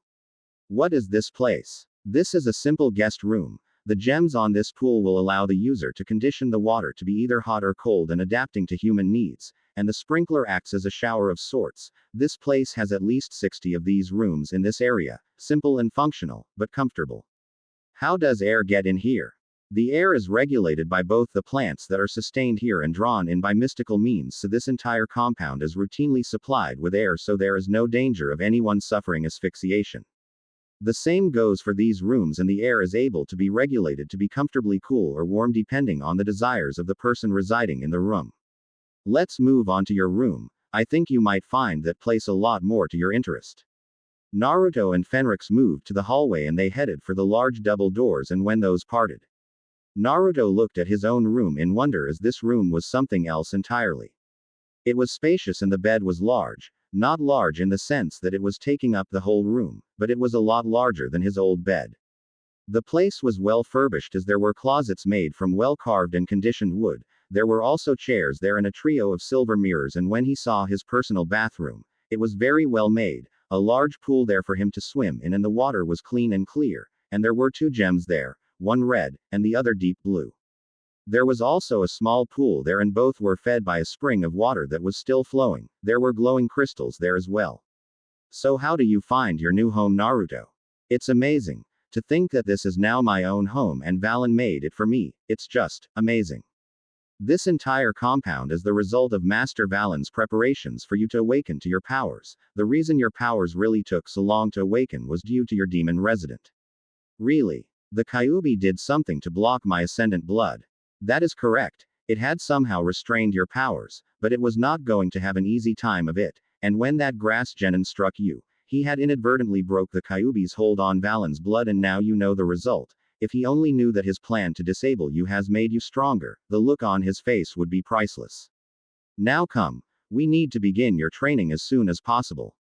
In the training hall. Naruto was in the training hall, and as they spared with one another, Naruto learned that Fenrix was not kidding, that he was a lot better than him, as his movements were fluid, precise, and accurate, and his hits were certainly painful, and the blonde realized that if he had fought Fenrix as a normal person, he would have been asking for quite a beating indeed. They threw punches at one another and kicks as well, and Naruto did his best to hit his ascendant mentor, but Fenrix was no easy mark. Come on, Naruto. Move faster. I am moving normally here. Use your speed and power at once. The training was very difficult, and despite his stamina and agility, Naruto was quick to run out of breath, and Fenrix knew it, but he pushed Naruto on, and it was there that Naruto got more serious and pushed himself further, showing his dedication and determination, much to Fenrix's approval of the situation. The more effort Naruto placed on his training, the better he would become, as well as developing the needed control to fully master his still growing powers. As the two continued to spar, Naruto finally felt his legs give way, but Fenrix caught him and spoke to his student. You did well. Now let's get a drink. The senior dragon ascendant helped Naruto reach one of the pools, and when Naruto took a drink, the water tasted delicious and made him recover his strength, and with a nod from Fenrix, who then got the blonde genin and dragon ascendant to his feet, and he began to explain to him some things. Do you recall what you did during the preliminaries of the Chunin exams? Yes. What about that time? Well, if you are not familiar with the 5 elemental forms of chakra, I'll repeat for you. There are 5 elemental chakras in your world: fire element chakra, wind element chakra, water element chakra, earth element chakra, and lightning element chakra. Now each of them has a corresponding level of strength and weakness. Fire can beat wind, as wind is weaker than fire and only helps make fire stronger. Wind, however, beats lightning, while lightning defeats earth. Earth then defeats water, and water naturally defeats fire. Okay. But why are you telling me this? The reason is that this is for the use of ninjutsu, but as an ascendant, you have a tie to the natural world which has not been seen here for millennia, and as far as I know, most ninja have 1 or 2 elemental affinities. In the case of what I have seen on Kakashi, he has the lightning element, and for Sasuke, he command fire, which is obvious as the Uchiha clan are known for fire techniques. And while you have your own elemental affinity to discover, your ascendant powers are able to draw energy from the very fabric of the elements and the earth itself. As such, you have a gift that many ninja will not easily see. Let me show you just what I mean by that statement. Fenrix focused his powers slightly, and his tattoos came to life, and to Naruto's amazement, his tattoos resembled waves of flame or fire-like patterns and were colored fiery gold and red, and then Fenrix moved his fist to create a large aura of flame that covered his hands. So fire is your element? No. You are about to see what I mean. Naruto was stunned as Fenrix merely calmed himself, and his tattoos changed form into resembling lightning bolts and spheres that emitted lightning and color, and he began to manipulate the arcs of pure lightning before him in his hands, as his tattoos were glowing gold at the moment, and the senior dragon ascendant then moved the lighting to attack one of the nearby targets, reducing the tall pillar of wood into nothing but charred pieces, and Fenrix smiled at Naruto. Now you try it. Summon your powers and say the word lightning. Naruto calmed himself and focused his powers and spoke.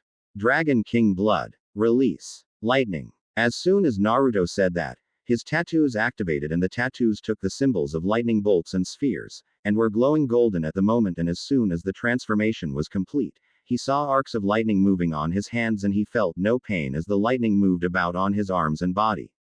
Wow. Fenrix nodded and explained patiently to Naruto just what was going on. As you can see, the technique you are using at the moment is what is called elemental manipulation. This is what a dragon ascendant is capable of with initial training, and he or she can use the technique to unleash torrents of fire at their foes, create earth shields for defense, unleash boulders at larger targets, fire currents of pure lightning through the ground and in the air, fire waves of water at their foes, unleash funnels of wind to send their opponents flying, and more. Cool. You're going to teach me all that. When do we start? Not so fast, hatchling. First, there are some basic rules you need to both know and follow before you try this exercise. What are those? First, these abilities require that you practice how to shift elements when in a combat situation. Using the right element in the right moment can be critical. In simple terms, using the right weapon for the right battle. The second is that you need to develop control. At the moment, you still need to say the words in order to effect the shift. A fully trained ascendant can shift the elements merely by thinking about the shift and what element they wish to use when the battlefield changes. Allow me to show you what I mean exactly by that. Fenrix then began to show Naruto just what he meant, as the tattoos merely shifted into a new style of appearance and color, and he was now manipulation a column of earth that rose from the ground in the training hall. Much to the awe of the blonde ninja and dragon ascendant, and then he raised 2 more pillars, and then he shifted the tattoos once more, and he then unleashed a massive number of fireballs from his hands that blew the first pillar into chunks, and then the other one was hit by a massive wave of water. Fenrix then leapt into the air as his tattoos changed to match Naruto's tattoos in the fight with the rain genin, and he delivered a powerful diving kick to the pillar he was standing on earlier with the wind on his feet, allowing him to slice through the pillar and land before Naruto, who was utterly impressed with he had seen at this moment and time. Wow, that was awesome. Fenrix nodded and then replied. True. But this is using each element separately. When fully trained and mastering each element without relying on words, then a fully trained and mature dragon ascendant can control all 5 elements at once and use them for both attack and defense. You're kidding. Fenrix smiled back, and then he focused his tattoos, and then they took the color of the 5 different elements, and in a moment, Naruto was surprised to see a ring of fire moving around Fenrix, which was joined by arcs of lightning, a sphere of air surrounded by floating chunks of earth, and a ring of pure water. All 5 elements at once. Fenrix then revealed the power of the technique as he unleashed a combined stream of wind and fire at the very same time and destroyed a nearby pillar of earth in a heartbeat. He then unleashed water and lighting in a combined strike, with water going first, hitting the other targets with the power of a tsunami, and then the lighting took its turn and was amplified in power by water. Massive pillars of lightning were seen by Naruto hitting the other targets, and they were obliterated instantly.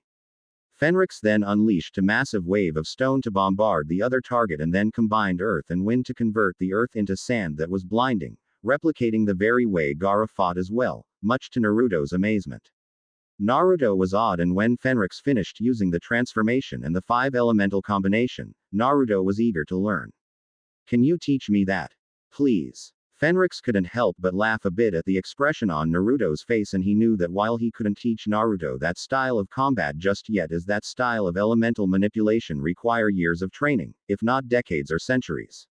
Not until you master the basics of all 5 elements, as you need to do that before you can be able to use the 5 elements together in unison. What I showed you is but a demonstration, and therefore this style of combat is a lot more powerful than even you can imagine at the moment. Now that you have an idea of the kind of training that you are about to undergo, you need to get ready as best you can. You have at least a month to prepare. Naruto, however, was not deterred and replied, I'll master as best I can. Don't you worry about that. Fenrix grinned and decided that for the time being he would tell him about being the head of his own clan. He was familiar with the needs of starting a clan and what were the rules and more. He also had to explain some important things about Naruto's ascendant heritage that was very important and was for his ears alone at the moment. It would soon be revealed to the rest of the Konoha Council, though the Dragon Ascendant knew for a fact that the very second they heard about this, Naruto was going to be for a lot more than he could possibly handle. But then again, his student was not the kind to be bothered by odds all that much, and that was fine by him. Before we get down to training, I suggest we take the time to talk about your new role as head of your own clan. There are some important considerations that you must know so you are better prepared for it. The last thing you need is to be caught doing something indecent which will not only embarrass you but also put your clan in a very bad light. All right then, tell me. First off is the matter of clan numbers. Since you are the very first of your clan, then you will need others to make up your clan. There are 2 ways this can be done. You can adopt others into your ranks, or you can have a wife and have children who will be recognized as clan members. A wife. I need to have a wife. Of course, Naruto. A clan can't survive without the head of the clan having heirs to it, you know. But due to the fact that your clan is relatively new to the scene, I believe an old rule is to be used in allowing your clan to grow, and that is polygamy, and before you ask, that word means that you can have more than one wife. Naruto's jaw dropped at that statement. Having one wife to him was surprising enough, but more than one wife. You can't be serious. I'm afraid so. There are instances of this happening as clans which are new have to have many blood-related members to ensure that the clan's Kekkei Genkai will remain with them and also to ensure that if there are wars, there will be enough of them to fight and survive at the end of the war. This also ensures that the clan has heirs to take the place of their head leader should anything happen to the leader. Having more than one wife can also help improve not just the already existing Kekkei Genkai, but introduce new abilities that could strengthen the clan. Take for example this situation. Suppose you have a child with one of your wives who has exceptional control over the element of water. The result is that any children born of that union would have a greater affinity for that type of element, thus improving the power of the clan. And considering the fact that your Kekkei Genkai is pure, it works both ways. The child will not only have your powers, but the traits of your wife will be enhanced by your own powers. You mean, if they have a Kekkei Genkai, then my ascendant blood can make it stronger. Yes, it might also unlock portions of the power that was once thought lost. Take for example, the Byakugan of the Hyuga clan. At the moment, the Byakugan is powerful, but in its pure and undegraded form, the range was much better and it would eliminate the little-known blind spot that exists there. And it could go a step further by being able to see beyond the physical and see the spiritual and emotional. Now let's suppose that you have a wife from the Hyuga clan, who would naturally be Hinata Hyuga herself as she is the heiress to the clan. Naruto blushed bright red at the thought of Hinata being his wife, though why he had no idea at the moment, but despite his face resembling a tomato at the moment, he nodded to Fenrix to go on with his example. If she is your wife, then not only will she gain the title of it, but her Byakugan can actually improve a great deal and be much stronger due to your performance of your duties as her husband, but the child you both will have not just a much stronger Byakugan, but your basic ascendant powers and even the use of some higher aspects of your abilities. Are you getting me so far? Yeah, I am, but this is kind of sudden. I understand that. Another reason why you can have more than one wife is not just for the mentioned purposes, but it will also cement alliances with other families as the children born from you and your wives from their families will be part of their own as well. This is where some delicacy is important, so try to be patient as some clans might become pushy. As your Kekkei Genkai is quite powerful, there will be those who will try to do their best to have their daughters be married into your clan. Knowing how to handle these situations with tact and diplomacy will not be easy, but it can be done. Okay, but there is something that I can't help but think about. That being, my age. I mean, I'm only 13 for crying out loud. I can't get married now. True, but just because you are married by law, it does not mean you have to procreate instantly with your wife or wives in this case. Get to know them more, learn from them, and be able to see them for who they are as people. That way you are actually building up a good relationship with the people who are going to be part of your clan. Okay, but I am still 13. How can I be sure that I can even have kids? You can. Your body will hit a certain point in which it will have an accelerated growth spurt, so that means that while you are still 13, the growth spurt you will have soon will give you the body of an 18 or 19-year-old person, so you would be legally be able to have children, and your Dragon King blood has given you quite the advantage in terms of procreation than that of normal men. Have you taken education classes in the academy? Not really. I was always doing pranks and getting reprimanded to learn anything solid. I just know that men and women can have kids. Never mind. We'll reserve that set of lessons on male and female intimacy for another time. Now, as to what I said about you having an advantage over most men in the regards of procreation is in several ways. The first is that your sperm is capable of allowing women to be 100% capable of having children, meaning that even one drop is enough to guarantee that your wife or any of them your wives will have a child.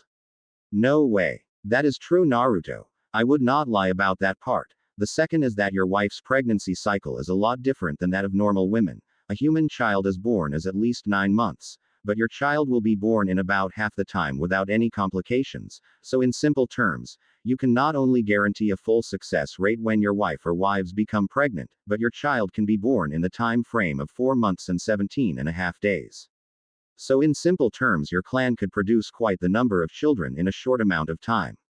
The third is that since you have the stamina to last in a much longer time frame than most people, you can certainly give your wife or wives a night they will never forget. Naruto's nose bled out a fountain of blood at the news while Fenrix was enjoying this at the moment. He couldn't blame Naruto for the reaction he had at the time, since such news was something one did not receive as everyday news. As soon as this news hit the streets of Konoha, he knew that things were going to get very hectic, and if it came out to the rest of the world at large, he knew that things were going to get very interesting. He then moved over to Naruto and him with a smile on his face. Hey, you're not married yet, so you can worry about that later. Come on, we've got training to do. Naruto recovered and was able to get his act together and return to training as they went through the prescribed exercises, and as time passed, Naruto was getting into the swing of things. Hours later, Naruto was once more tired and was eager to have some ramen, and they headed back up, and as they headed for Ichiraku ramen stand, Naruto was eager to finally put his training to the forefront of the month ahead. The next day, Naruto decided to visit the hospital to see how things were for Sasuke at the moment. It was then that he ran into Kakashi, who apparently had visited Sasuke before. The Jonin smiled at his student and spoke to him. Hey there Naruto, you've been busy. You bet Kakashi-sensei, why are you here? I came here to check on Sasuke actually. He's still out of it, but the doctors said he's recovered well enough on his own at the moment. That sounds all right. Say, can you teach me a new jutsu, please? Kakashi shook his head and replied. I don't think I can teach you at the moment. I know about your Kekkei Genkai since the Hokage told me, so you need to train in that area first, and when you are ready, I can teach you a jutsu that you can use to your advantage. I might train Sasuke harder, but there are reasons for that, and you both have good potential. Oh, all right, but promise me that you are going to teach me someday. Count on it. By the way, you want to pay a visit to Lee. I hear he's in one of the rooms. Naruto's face became sad at the thought of Rock Lee being the way he was at the moment, and what Kakashi said about the dangers of kinjutsu, or forbidden jutsu. He hoped that the tough and strong genin would recover soon and continue to be a ninja. How is he? He'll live, but I don't know about his chances of being a ninja. Guy taught him well, there is no doubt in my mind about that, but for his chances, I just don't know. But can't the medic nin do something? Kakashi shook his head and replied. They're skilled, but nowhere near that skilled. The only medic nin I know who can do the surgery needed to heal Lee would have to be Tsunade. Tsunade? Who's that? One of the Sannin are the legendary 3 ninja sages. She was the finest medic nin in the village of Konoha and was the granddaughter of the Shodai Hokage, and she had superhuman strength. She was strong enough to collapse a wall with one hit. Wow, so where is she? She isn't here. And no Naruto. She's not a missing nin like Zabuza. Her case is different. How different? I'm afraid I don't know all the details. The only one who would know would be her teammates. Naruto nodded and then bid farewell to Kakashi, and this allowed the Jonin to relax. Had he told Naruto the other reason for visiting Sasuke and training, he had no doubt the genin and new clan leader would have been royally angry. He had recently managed to stop Kabuto from killing Sasuke. The Leaf Ninja then revealed that he was a spy and a servant of Orochimaru as well, and was a highly skilled one to have killed all of the Anbu guards that Kakashi had requested to guard Sasuke. He noted that very well, and despite this, he did his best to convince Kabuto to leave. Kabuto was able to escape, using disguises and elaborate jutsus as well, fooling Kakashi with one of the dead Anbu used as a puppet with his clothes and face on while he had taken the disguise of the same slain Anbu and escaped. Kakashi could tell that despite Kabuto's age and youth, he was not someone to underestimate, so he himself would have to shape up and be stronger than before, and if Orochimaru had such talent at his side, things were not going to be easy. He however had no doubt that the very second Orochimaru and Kabuto find out about Naruto's hidden powers and Kekkei Genkai, things for Naruto were going to get very interesting. For now however, he had work to do with Sasuke, as he, Jiraiya and the Hokage knew that they had to keep Sasuke's Sharingan from Orochimaru. As Naruto walked through the floors, he ran into none other than Shikamaru, who was carrying a fruit basket. Hey Shikamaru. Oh Naruto, what brings you out here? I was planning to visit Sasuke to see how the guy was doing, and also to see Lee. What are you doing here? Sending this fruit to Choji. He had one streak rib too many, if you catch my drift. It got so bad the nurse forbade him to eat anything solid for the next few days. And you know how Choji will react to that. Yeah, that is bad news to Choji. Anyway, it'll be a drag to be carrying this all day. Here, grab a bite. Naruto took an apple and quickly munched it as the two of them began to make their way to Lee's room after getting some directions. However, it was then that both ninja felt something bad in the air. Shikamaru and Naruto looked at one another and quickly moved to see what was going on, and as soon as they reached Lee's room, they saw just what was going on. As well as who was in the room with the still sleeping genin. Gara, who was about to kill Lee with the desert coffin. Shikamaru moved quickly and bound the sand genin with his shadow manipulation Kekkei Genkai, and Naruto moved and quickly hit Gara right on the face. Ow. Hey Naruto. Don't hit him while I got him bound with my shadow, you just hit me. Sorry about that. Man, Naruto's got a hell of a right hook. If he had not pulled back, he would have broken not just this Gara guy's jaw but mine too. The sand genin got up and looked at the two and focused on them as they saw that the genin was wearing his sand armor, but it was badly damaged at the moment. What the heck are you doing here in Lee's room, Gara? Well met again, Naruto Uzumaki. I didn't expect you here. I am a bit disappointed I don't get to fight you in the finals. Now isn't the time for that, and you know it. Why are you here? Hi there Choji, how are you doing? Ino asked as Choji smiled and saw both her and the fruit basket she had for him in her hands. Wow, a pretty girl with food. What a lucky break. Back in Lee's room. What are you doing here, Gara? I won't ask again. Naruto wanted answers and wanted them now. He knew that he couldn't attack Gara with any of his abilities due to the fact he'd injure Shikamaru as well, along with harming Lee, but he couldn't help but ask just what the heck was Gara doing here in this room of all things. I was going to kill him. That naturally didn't set well with the two Konoha genin who glared at Gara. That is, Naruto glared while Shikamaru kept his cool, but even so, he was not liking the situation for the moment. What? The simple and calm look of Gara, which was mixed with a bloodthirstiness, was making Shikamaru nervous as he shook his head. This guy is one cold customer. He's not showing any reaction, even if I have him tied down by my shadow jutsu. I have no doubt if he tries to attack us, I can't stop him too well. The only chance to defuse this is to bluff him, but why the hell would he want to kill Lee? You already beat him once in the preliminaries. Heck, you practically broke his leg and arm and he can't fight anymore, let alone defend himself, yet you want to kill him. Isn't what you did to him back there enough for you? Is this some personal grudge you have on Lee? I have nothing personal against him. There's no ulterior motive or complicated planning involved with me being here. I just want to kill him, nothing more. Naruto didn't like that in the least. You're insane, Gara. I don't know why the heck you're like this, but right now I don't care. You really lost it. Yeah, Naruto's right. You honestly think we'll stand by and let you murder one of our fellow genin in his sleep and unable to fight back? You're one sick, selfish and twisted psychotic Gara of the sand. If you both don't stay out of my way, then I'll kill the both of you as well. Naruto, however, glared and his tattoos began to show themselves and traces of chakra began to seep out, and he replied.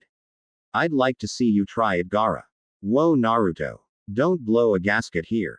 Look, we know you are tough and we were there when you crippled Lee with your sand, but we haven't unleashed our full abilities just yet, so we have the advantage.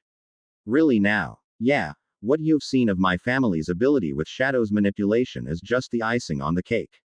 Besides, there's two of us here, so take my advice and leave here peacefully.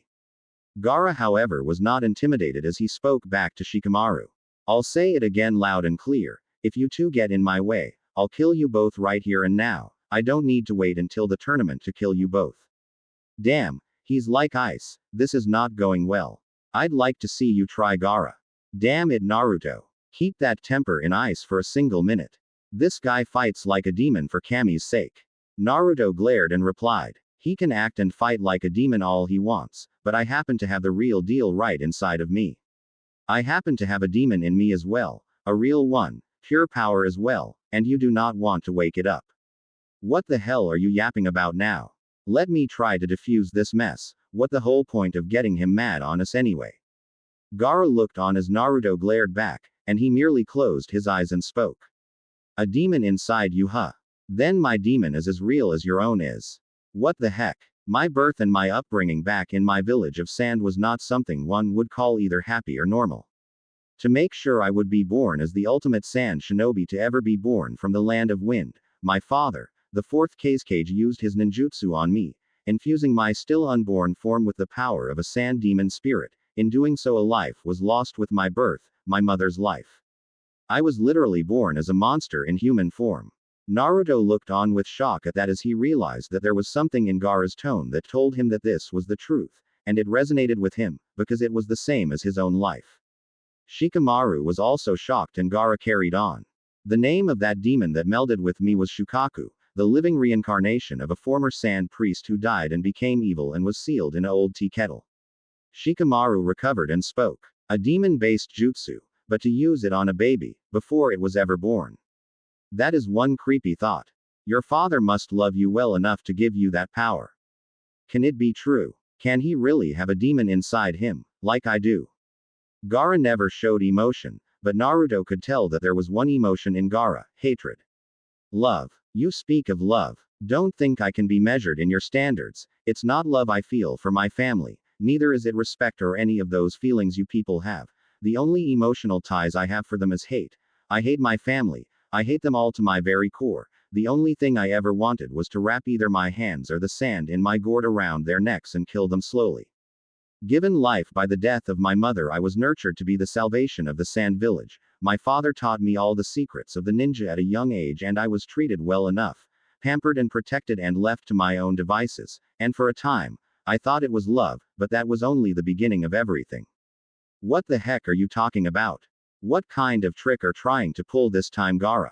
When the 6 years passed, when I was 6 years old, my father tried to have me destroyed far more than I care to remember. The way Gaara smiled and looked quite insane made Shikamaru and Naruto look in shock. Both, however, were not backing away. You just said your father pampered and protected you. Was that some sort of lie? It was no lie. Those who get to be strong get to be feared, and I was feared by everyone in the village. The same jutsu that was used to infuse Shukaku in me had imbalanced my mind in some way. Even the most foolish of my village realized that I was emotionally unstable. My father, the Kekkei, created me as his ultimate weapon in battle, but even he saw that I was too dangerous and I became a threat to the very village I was meant to protect and save from disarray. When I was 6, I became a figure of terror to everyone, and in their eyes, I was nothing more than a relic of the past they wanted gone. I was a living monument to their sins that they wanted destroyed. And that meant I had failed the purpose for which I was given life utterly. So I asked myself, what was left for me to exist in this wretched world? What was the point of living now? For living and having no goal is the same as being a dead corpse. But then I realized that everything has a purpose and a goal to stay alive in this world. What is this lunatic freak talking about? Naruto remained silent and thought to himself. I know what he means. I know what he feels, because I was like him too. Him and I are no different from one another. We are both demon containers. Then I found the answer. My reason to stay alive was in the killing of all those who are my targets. Since it was my mother's death that gave me life, then it is in the death of ours that gave me purpose. I lived in fear of those sent to kill me, but now I do not fear death, and I have killed many would-be assassins sent by my father in the years. I learned that I truly lived when I fought and lived only for myself, and I loved myself. I have no need for others, and also long as there are those alive for me to kill, then I will find some peace and happiness in this overcrowded, wide and wretched world. I will live here for all eternity. This guy has lost his mind. He's not human at all, but a freakish monster.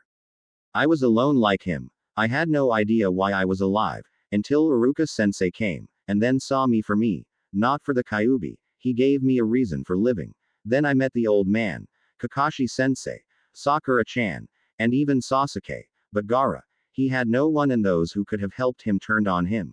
He had to find his reason to stay living on his own, but he came up with this: to kill in order to live. Could I have become like him if it hadn't been for Iruka-sensei being there? Could I have been like Gaara too? We're so different, but we're close to being the same. We're literally brothers in a sense. Naruto. Damn it all. Not now. This is a drag. The reason for that was the sand suddenly came to life, and despite Gaara being pinned down by Shikamaru's jutsu, the sand came right at them as Naruto was frozen stiff by what he heard and how much the same he and Gaara were. Gaara was about to attack, but it was then that Guy arrived on the scene, and so did Fenrix, and Fenrix had a blade of pure fire aimed at Gaara's throat, and with one pull, the dragon ascendant could have easily sliced Gaara's head off. I suggest you lay off with your antics, Gaara of the Sand. Harm anyone here, including my charge, I will slice your head clean off. Gara looked at Fenrix, but even though he was emotionless, he mentally took a step back as he saw the dragon-like eyes that stared back at him. Gara left as pain hit him as Guy told them to wait for the finals, and he turned to speak to them. All the same, I am going to kill you, I will kill you all. As Naruto left with Fenrix and headed back to the fortress home of his, the senior dragon ascendant spoke to his student. I heard everything, but before you get any ideas, I think that you already have people who care for you. Sakura, Iruka, and Kakashi, Master Valen, the Hokage, and maybe even Sasuke. They are the people who gave you the chance to walk away from your personal hell. Gara didn't have that, and look at him, those people are important to you, Naruto, am I right? Yes, they are. So you must fight for them, for their sake, not for yourself. Remember the things you've learned, and remember what Haku said to you. Naruto remembered quickly what Haku said about how people gain true strength by fighting for others, and that steeled him to train even harder. If ever he would face Gara, he would not hesitate to fight him with all he got at this moment and time. Elsewhere. Where have you been, Gara? We've been looking for you. Kankuro asked his youngest brother when he showed up, just as they were getting a very bad feeling about what was going to happen if he was out of sight, but he was back and seemed to be no worse for wear. None of your business. Kankuro sighed and kept his cool, knowing that no matter how angry he would get, he was no match for Gara. Tamari sighed as she looked at both her brothers and wondered how it had come to this. They were here not to truly win the Chunin exams, but to help the Sound defeat and crush Konoha, the village that they were allied with, and so many died for this peace. The situation was so wrong to her, but there was reasons as well. The feudal lord of Wind Country ordered military cutbacks, forcing her village to downsize their forces and lose a lot of missions that could truly help them in many ways, and matters that should be in the hands of her village were handed to the people in Konoha, and that made them weaker in power and influence. That was the reason why Gara was born as well. They had to go for quality shinobi instead of quantity. But now they were going back into war, under the order of her father, and the outcome. Tamari sighed as she looked out the window. Things were going to be very bad news now. Days later. The village of Konoha was currently getting ready for the coming second half of the Chunin exams. And it seemed that things were well on their way to getting very loud and entertaining at the moment. However, there were some new things that were being discussed in hushed tones by the villagers, namely concerning a certain blonde genin who had just discovered his own Kekkei Genkai. Many of the villagers were making rude comments and saying that stuff was just garbage and there was no way a guy like Naruto would have a Kekkei Genkai. The villagers, however, were getting rather curious on how the soon-to-come matches would turn out. Many talked about the coming match between Sasuke Uchiha and Gaara of the Sand. To them, that was the kind of fight they were looking forward to. Not the fight of the blonde genin, and many of those who were against Naruto thought that he would be beaten down. They had no idea how wrong they were. Naruto was busy training long and hard deep within his underground fortress-like residence as he was being taught by not just Fenrix, but by Jiraiya as well. The meeting between the Sannin and the blonde ninja did not go well at first, but they were getting along well enough as Jiraiya and Fenrix had a respect for one another. And much to Naruto's shock and surprise, his mentor Fenrix, like Kakashi, was fan of the Ika novels. All throughout his training, he was unaware that while his blood had finally adapted to the powers, his body had not.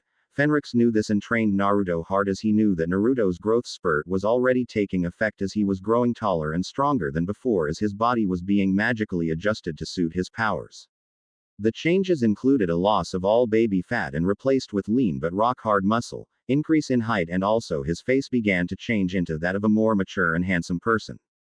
Jiraiya noted that in Naruto could have sworn that the pervy sage said something that sounded like he was going to be as handsome as his old man. He, however, was so focused on his training that he did not notice, and he was enjoying the training as he slowly but surely began to adapt to using not just wind, but fire, water, lightning, and earth. He knew that he was to give his all at the moment, and he couldn't wait to see what other lessons Jiraiya might give him. The pervy sage tested Naruto's use of the Kage Bushin and also his genjutsu, ninjutsu, and taijutsu skills, and despite his thoughts on the Sannin being a perverted old man, he was happy with the training. Jiraiya himself was interested in giving Naruto the contract of frog summoning, but waited for a better time to train him as his new Kekkei Genkai had to develop first. At the end of the month, He would teach Naruto just how to summon toads, and he was looking forward to the results of this meeting between Gamabunta and Naruto. It was during his training that Naruto wished he could use the ultimate move of elemental manipulation. However, during an exercise with his Kage Bushin, the blonde had an idea on a new jutsu that he could incorporate into battle. The day of the semi-finals of the Chunin exams. As the crowds gathered and were now filling the area where the coming Chunin exams were going to start, Naruto left the compound of his home and was wearing a cloak with his new clan symbol, the 5 elements in dragon form surrounding the symbol of Konoha. He decided to pay a visit to the old training round, ignoring some of the comments heading at his direction, namely sent by young women. As he arrived there, he was surprised to see none other than Hinata herself. He was not expecting her here, but he decided to call her attention. Hinata. Hinata turned and she blushed bright red as she found herself looking at a very handsome young man with deep blue eyes and deep blonde hair that resembled the color of gold, wheat in the sun itself. She felt her heart race and wondered just who was before her. Who are you? How do you know my name? It's me, Naruto. Naruto. Is that you? Yep.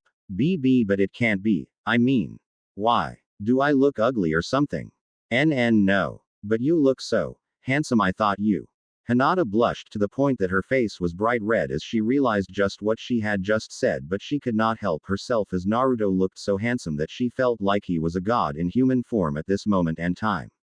Hey, thanks. I don't look at a mirror all that much, but if you say so, then it's true. So, how are you feeling? Hinata managed to look at Naruto and replied. I'm feeling a lot better Naruto-kun. The doctors said I should be careful, but I'll be fine. I hope to see you in action soon. Count on it. I am going to make Neji regret ever making all those remarks towards you. Thank you. I want to say, thank you. For what, Hinata? For what you said before in the tower. I knew I would not be able to beat Neji-san.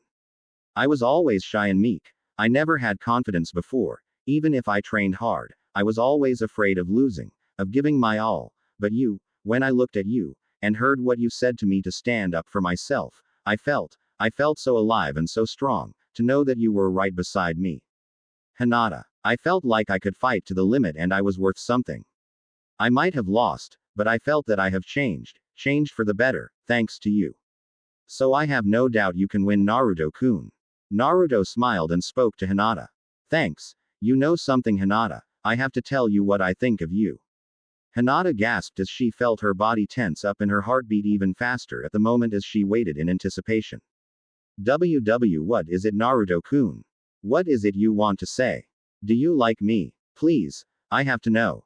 You know, back then I always thought of you as.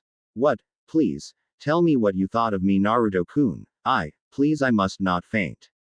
I have to know. Hinata felt her heart race at the expectation of what she had long waited for Naruto to say to her. She wanted to know. That you were a weird, timid and odd girl. Hinata felt downcast and wondered if her shyness had finally caught up with her, and she wondered if this was what Naruto truly thought of her, and she felt even sadder. However, her thoughts of sadness disappeared as Naruto spoke. But now I see you as a kind, strong-hearted, brave, and talented person, and I happen to like that a lot. I like people who are like that, and seeing you fight was impressive. No matter what anyone says, you will grow up to be a great ninja someday. Don't lose faith and keep it up, Hinata. Hinata blushed bright red at the praise and her sadness vanished as she could see that Naruto meant every word to her. Thank you, Naruto-kun. Naruto smiled. No problem. See you at the finals, Hinata. As Naruto left, Hinata was still blushing as she twiddled her fingers and felt her heart race and her feelings swelled. He said it. Naruto-kun likes me. As he made his way to the building, he was able to enter despite some problems at the entrance due to the Chunin there who guarded the doors. As soon as he proved that he was Naruto, he made his way in and was greeted by Fenrix and Jiraiya, who were eager to see this fight and show his newly created special ability. As soon as he entered the ring, he removed his cloak and was dressed in black pants, with orange stripes, and wore a simple black and orange striped shirt and vest with the same clan symbol at the back. He ignored the stares, including the one from Tamari, and focused on the soon-to-come fight. In the ring, as the two faced once another, Naruto was more than eager for the soon-to-come fight. He was going to make sure that by the end of this round, he was going to beat the holy hell out of Neji and give him the beating he deserves for looking down on people's dreams and aspirations to be better and stronger, as well as proving to others that they were going to able to make themselves into stronger and better people. The crowds were expecting this fight to be easy for Neji, and then they could actually see Gaara and Sasuke face off once Naruto was defeated. Some admired the fact that he got this far, but they felt that he was going to be easily defeated by Neji. While many of the women were surprised at how handsome Naruto was at the moment, even Sakura and Ino were impressed.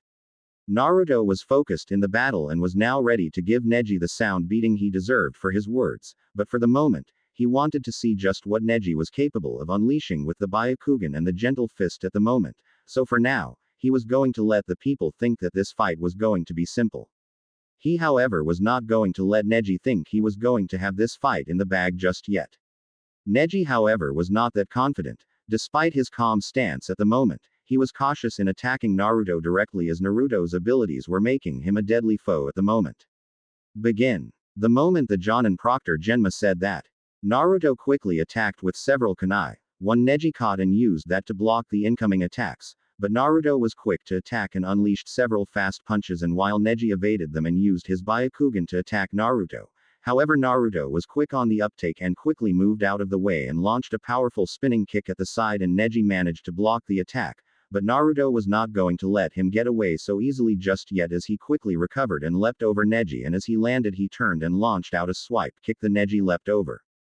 Naruto, however, followed up with a reverse spinning back kick that hit Neji in the stomach, making the Hyuga clan member realize that while Naruto was not using his full power, even so he was not someone he could afford to take lightly. The two engaged in several hand-to-hand combat attacks, and while Neji tried to use his gentle fist, Naruto was not going to make it the least bit easy for Neji to score a direct hit at the moment. The fight proved to be a winning one, and the crowds watched as Neji and Naruto were fighting their best in the moment before them. For every kick Naruto unleashed as well as every punch, Neji was able to counter, but even then, the speed and power of Naruto's attacks were very good, as Neji had to strain his Byakugan to the limits to even things up at the moment.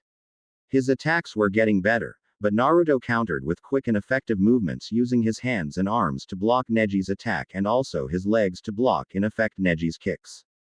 Naruto unleashed several kunai and shuriken that Neji easily evaded, and the two attacked once more, and Neji threw several kicks at Naruto, but Naruto leapt away and did a spinning backhand upside down that Neji managed to block, and he attacked with a back kick that Naruto blocked in retaliation, and when he landed, the blonde genin launched a powerful series of kicks at Neji, who blocked as best he could.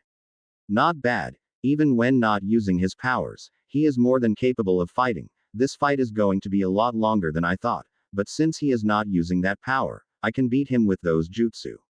You might have trained long and hard, Naruto, and I respect that, but fate cannot be changed. I will win this fight because destiny is on my side. As the two separated, Neji attacked with his gentle fist and managed to hit Naruto, but Naruto countered the attack by moving backward and grabbing Neji's hand and pulling backward and landing a powerful elbow into Neji's body, which Neji blocked with his other hand. Naruto countered with a powerful rising knee attack which hit Neji in the stomach. Neji, however, countered with several palm strikes that forced Naruto back, and this was when he made his move. Hakusho Kaden. Neji rotated his body and unleashed a powerful sphere that knocked Naruto back, and as soon as Naruto recovered, Neji was not going to finish as he attacked with yet another Hyuga clan special attack. Hiashi was impressed and saw how Neji was able to use such techniques that were never taught to him due to being a branch family member. His daughter Hanabi thought the very same thing, as well as her cousin was proving to be a lot better than she thought, but she too was impressed by Naruto's moves, but the second move seemed to guarantee Neji's victory. Hake Rokujuyan Show. Naruto got hit so many times that it seemed that he was going to be knocked out, and Naruto moved down to his knees, and Neji couldn't help but be impressed at how Naruto fought. He had managed to pull out several hits and the two Hyuga clan moves, and now it seemed that he would win in the end. You fought well, Naruto-san, but you have lost. What makes you so sure? Accept it. I don't know why you didn't use that ability you showed before in the preliminaries, but now without your chakra, you can't use it at all. Fate is unchanging and losers cannot be able to change. That is the will of fate. Screw that fate and destiny crap. What makes you think that is all true anyway? You really want to know? Very well. Take me for example. What are you talking about this time? Neji then removes the Konoha forehead protector, and there on his forehead was a seal in the shape of an X. Naruto looked at it as Neji spoke. I had this disgusting mark on me when I was merely 4 years old, and so did my father Hisashi since his own birth.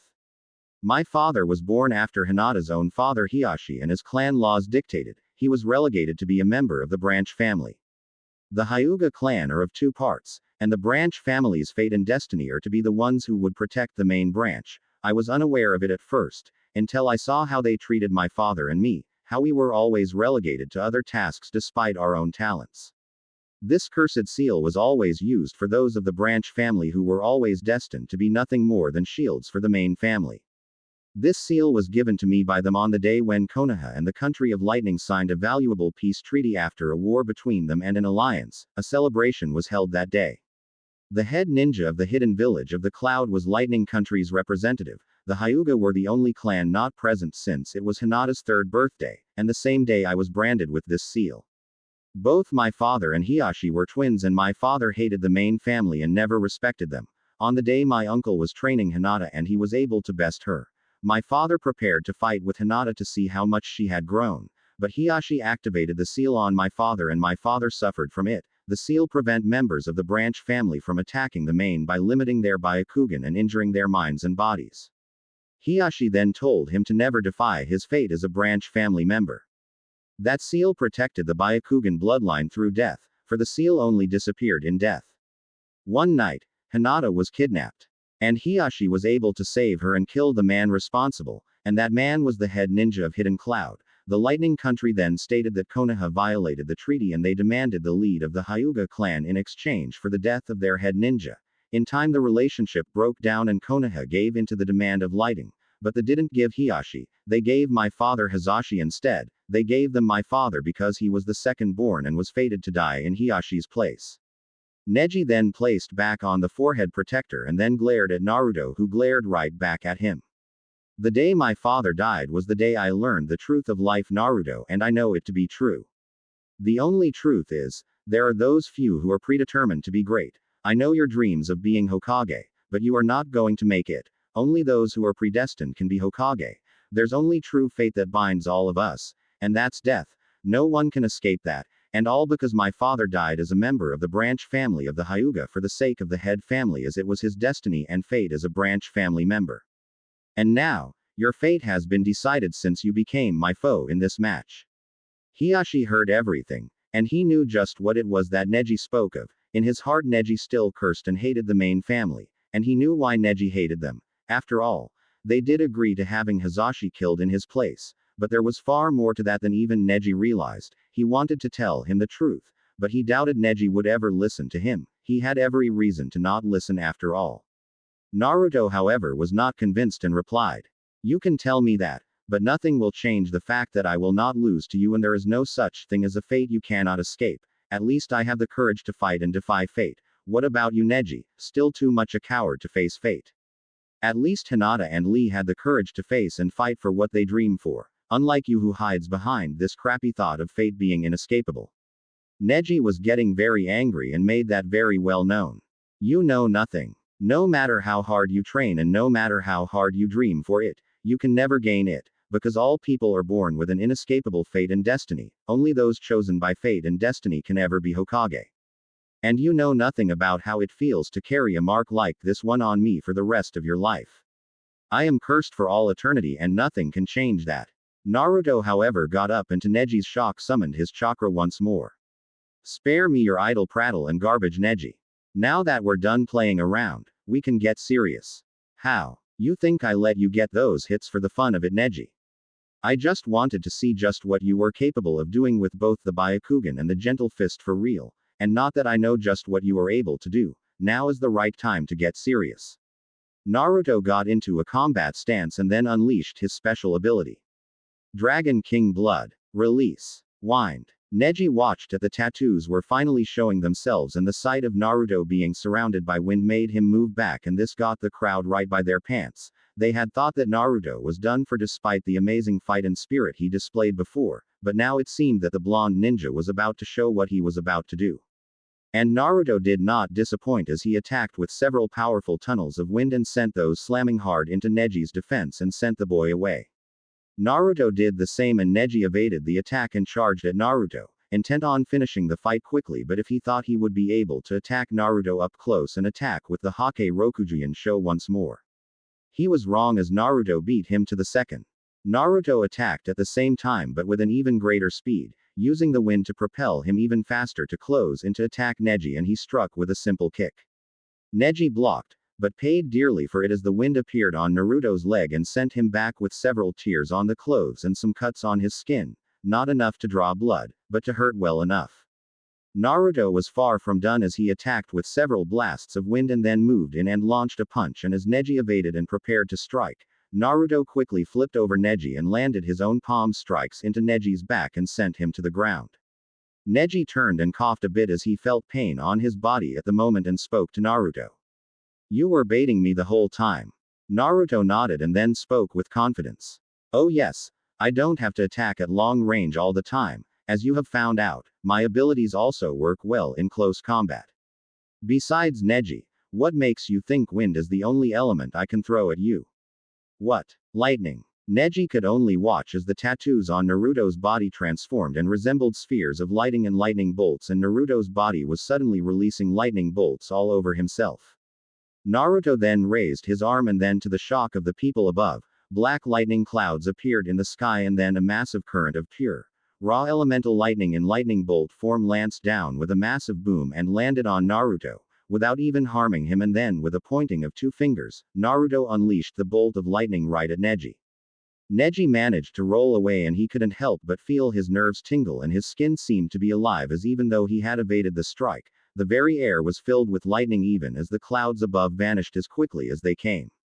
Naruto decided to taunt Neji the same way he taunted Hinata to give him a taste of his own medicine. "You want to try that gentle fist of yours on me again, Neji? Let me show you just how bad an idea that is." Naruto did so, or he was covered in an aura of pure lightning like a suit of elemental armor, and he spoke once more. "If even one finger of yours touches me, I can hit you with enough lightning to either stun you or cook you alive. How do you plan on beating me? How can you do that? This is my Kekkei Genkai Neji. I can manipulate all 5 elements with equal skill, and apart from increased physical abilities, I have the ability to be nearly impossible to harm with blades, as you already know. But to drive this home, I am also given a higher resilience to injury and to paralysis and even illusion techniques. It means I am immune to genjutsu and even to a degree, your vaunted gentle fist. And you know why. Despite how effective it is, you're going to need greater physical strength to use it on me, and you don't have it. And that makes your chosen fighting style useless on me. But mine is more than a match for yours." Neji was stunned, and so was everyone else in the ring. Naruto, however, was not going to give up yet as he attacked and dropped his lightning aura and attacked with his taijutsu and revealed another frightening aspect of his powers to Neji as his punch landed on Neji. As Neji was still unable to fight back, he screamed in shock as he was hit by bolts of lightning that quickly stunned him, and he was able to move back. "This is not good. He's able to stun me with just a single punch and I can't attack him. I have to do something fast." Neji took out a kunai to give him some defense, but Naruto was quick to disable that idea as he focused his lightning into his right hand, and to Neji's surprise and that of everyone else, the lightning solidified into a sword of pure lightning, and with one strike, Naruto cut the kunai quite easily. However, the technique seemed to be imperfect as the lightning quickly dispersed as Naruto landed on the ground from his leap. The Hyuga member managed to keep his distance but was treated to yet another surprise as Naruto merely shouted another command.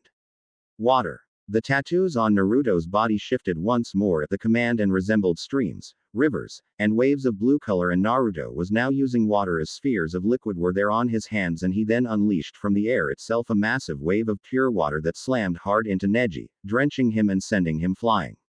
Neji barely got to his feet as Naruto attacked, and while Neji tried to use a sweep kick to knock Naruto down, the blonde ninja kicked upward, and Neji watched as a whip of pure hard water smacked him right in the face and sent him flying to the other side. He got up and looked to see Naruto smiling the whole time. Naruto was enjoying this fight greatly and planned to show off even more of his abilities in combat. He finally decided to unleash yet another element. Earth. Neji looked as Naruto's tattoos morphed once more to take the form of fissures, hills, mountains, and the brown-green color of earth, and then he moved away as Naruto unleashed several walls of pure earth from the ground with a mere gesture from his hands, and he sent the walls at Neji. Neji managed to evade the attacks, but he was not given a respite as Naruto attacked with and unleashed a powerful trio of waves made of earth to imbalance Neji, and he landed several kicks to Neji and knocked him back. Fire. Naruto's tattoos now resembled flame and was of a deeper red color, and he unleashed spinning whips of flame at Neji, and Neji got his leg burned a bit and he gritted at the pain and managed to roll away as Naruto unleashed several waves of fire by doing the same move as he had done with lightning and fired a trio of tongues of flame at Neji. Neji then realized that Naruto could only use one element at a time, and he calmed himself and tried to find a way to beat Naruto hard. But he was also cautious. He knew that he would have to find some way of hitting Naruto's body hard enough to use the signature Hokage Rokujian show once more. In the crowd. Damn. I hate to say it, but that was way cool. Kiba said, and Akamaru barked in agreement, while Hinata was utterly impressed by how things were turning out. Naruto-kun, you are so amazing. That was, man, I never knew Naruto would get this good in a month. Sakura had to agree with Ino as the two looked on as Naruto was thrashing Neji around like a dog would maul a chew toy.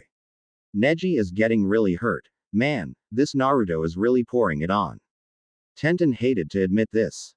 But it seemed that Neji had picked a foe that his Byakugan and Gentle Fist was useless against. Seeing Naruto manipulate wind got her worried at first, but she knew Neji's special move could counter that. But when Naruto unleashed his power over lightning and now water, her thoughts began to change. Hiashi could only look on in growing amazement as Naruto was busy pounding the very life out of Neji. Seeing Naruto stand up to the Hakushokaden and the Hokage Rokujian show without ill effect was surprising, but this was something else entirely. The Chunin were speaking rapidly to one another, and the Jonin were also talking with one another as they saw the power Naruto was displaying at the moment. The villagers were also chatting, but many were hooked at this fight at the moment. A masked Anbu couldn't help but look on at the sight before him. How the heck did he do that? Only the Nadaime was capable of using water jutsu without a water source. One of the Anbu said as he and his companions looked on.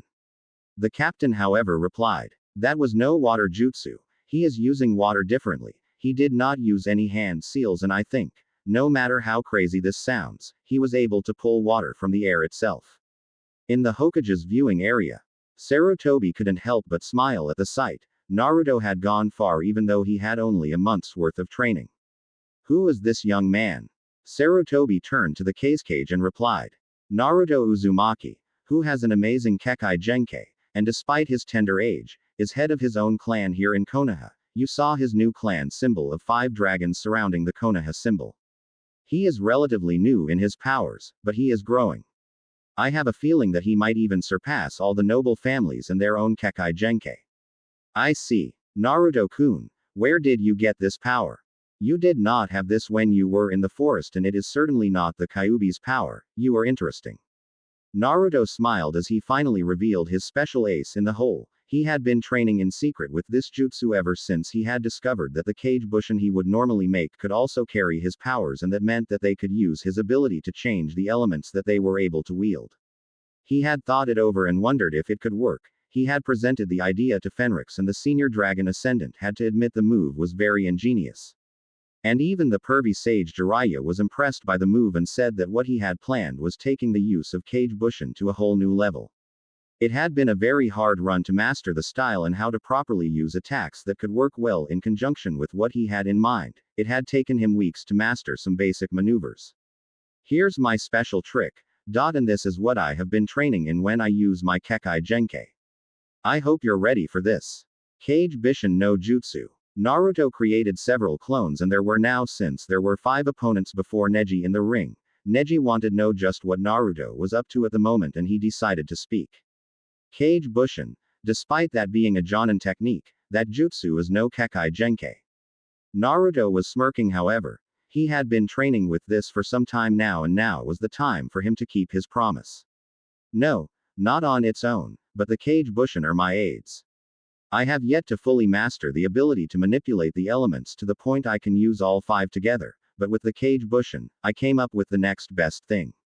Dragon King Blood. Release. Fire. One by one, each of the Kage Bushin spoke the same phrase, but instead of the same element that Naruto spoke, they spoke the other 4 elements. Dragon King Blood. Release. Wind. Dragon King Blood. Release. Earth. Dragon King Blood. Release. Water. Dragon King Blood. Release. Lighting. The 4 other Kage Bushin were quick to be covered with the tattoos, but the 4 were armed with different tattoos, and to the amazement of everyone in the ring and in the Hokage box, Naruto was now carrying a full burning flame in both hands and feet, while the other Kage Bushin were wielding either vortexes of wind, orbs of crackling lightning, flowing springs of water, and chunks of earth floating about.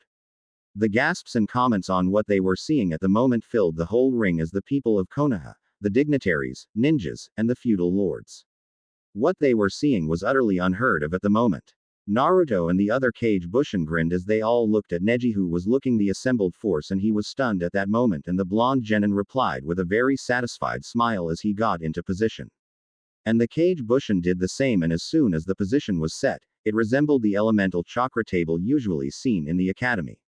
Naruto, who was currently using fire elemental manipulation, was in the lead, followed by the Kage Bushin using wind elemental manipulation, then by the Kage Bushin using lightning elemental manipulation, who was then followed by the Kage Bushin using earth elemental manipulation, and lastly by the Kage Bushin using water elemental manipulation.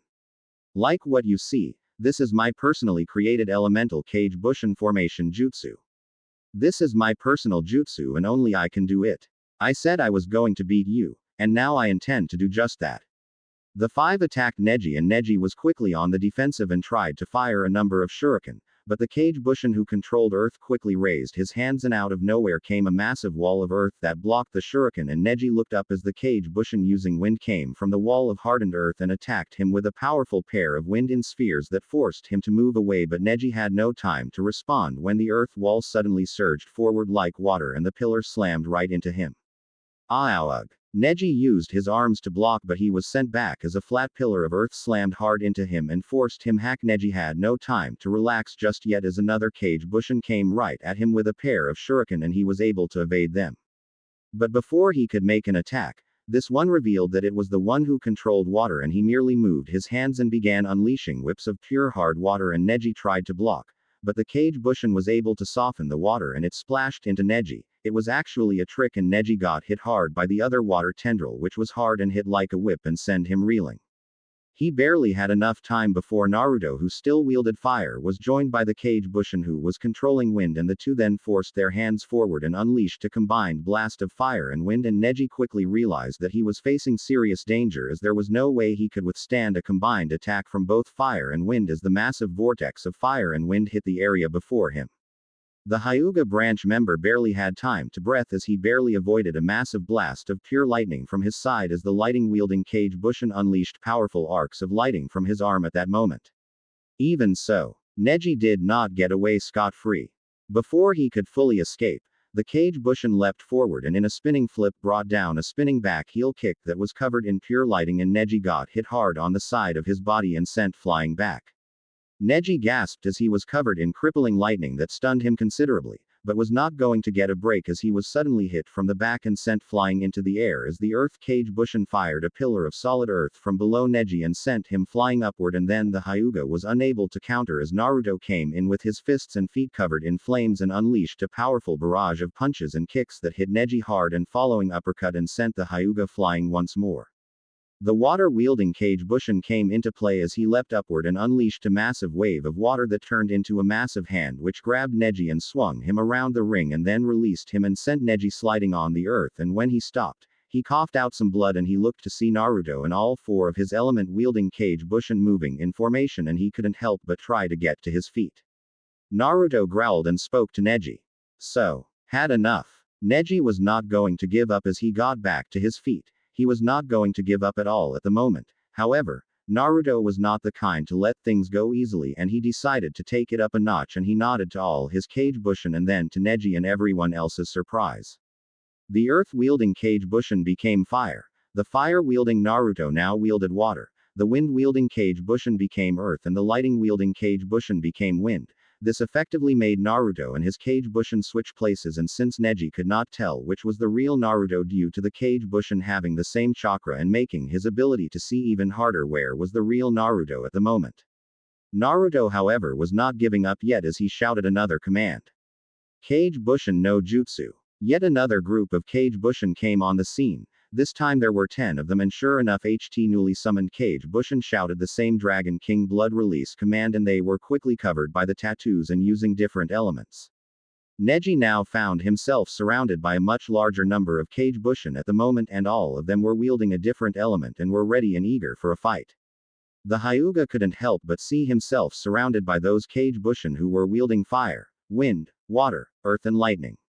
He didn't know what to do at this point and time, and before he could do anything, all of them charged at him and he got ready to defend himself, but before he could do so, 3 Kage Bushin wielding earth hit him with several earth-based attacks. The first included a flying wall of earth, the second several large chunks of earth powerful enough to crush bones and pulp flesh, and the other one was a number of earth tendrils. Neji managed to evade most of them, but his injuries made his reaction time even slower as he was hit by a part of the wall and sent rolling back as the 3 wind-wielding Kage Bushin attacked in tandem, and he was sent flying into the sky with a pillar of wind, and Neji was thrashed about, left and right, and then 3 Kage Bushin wielding water moved upward, being able to fly with the use of water to propel them upwards, and then all 3 unleashed a powerful wall of water that slammed hard into Neji and sent him down to the ground.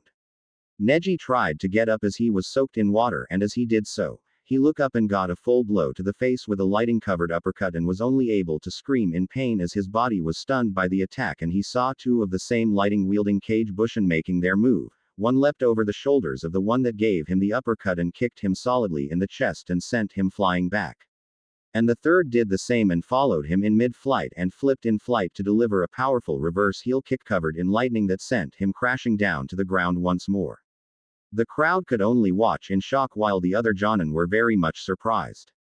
Incredible, to be able to use all 5 elements without hand seals, not mention being able to shrug off that many injuries and hit with even greater force, speed, stamina, and recovery. I guess my father was not kidding when he said that Naruto's Kekkei Genkai was unique. Asuma said as he took a fresh cigarette and looked at the sight of Neji being beaten so easily at the moment. When the fight had started, it turned from a supposed one-sided battle into a powerful free-for-all fight that was impressive to the core as Naruto fought with a skill that was against the image of him being the class clown. As the fight grew more intense, it seemed that Neji had the chance when he used the special attack of the Hyuga main branch family. But Naruto not only survived it but shrugged off the effects without any damage and then used his Kekkei Genkai, and this was the result. I agree. This is certainly not the Naruto many of us knew back in the day. Kurenai replied as she gazed at the situation before her. Hinata would no doubt have been impressed as well in her mind as she looked at Naruto, who was standing defiant, surrounded by his Kage Bushin who wielded the elements easily and were more than capable in inflicting massive damage and attacks on Neji at the moment. She was impressed by the way Naruto had fought with Neji and wondered just what sort of training had he been undergoing for the past month to be at this level of ability. This was on Kekkei Genkai that in her mind was proving to give even the noble Hyuga clan's Kekkei Genkai a beating. The other Chunin and Jonin were also impressed. At the rate this fight was turning out, Naruto was proving to be more than a match for Neji. If Neji attacked, he would be able to cut or hit Naruto hard enough due to the fact that Naruto's body is a lot harder than normal and was a lot stronger, and Naruto could use the elements as shields to protect himself in combat, further adding a high degree of ability for the blonde genin. His attacks were also deadly as since his Kekkei Genkai allowed him to control elements without hand seals and without harming him, this allowed him to use the elements to further increase his combat damage, and the results were obvious with some of Naruto's attacks on Neji, namely the ones where his arms and legs were covered in lightning, as attacks from that had a stunning effect on Neji's body as the energy sent his nerves on haywire, and even forced Neji to stop using the Byakugan. Hiashi himself was very much surprised by the results. Like all the clan heads, he had balked at the idea of Naruto being the head of his own clan, as such a thing has never happened before in so many years, and he too did not like Naruto all that much, as he too was familiar with Naruto's dark secret. Hiashi also knew of his daughter's long-time crush on Naruto for some time, as despite his attitude towards Hinata he did keep tabs on her.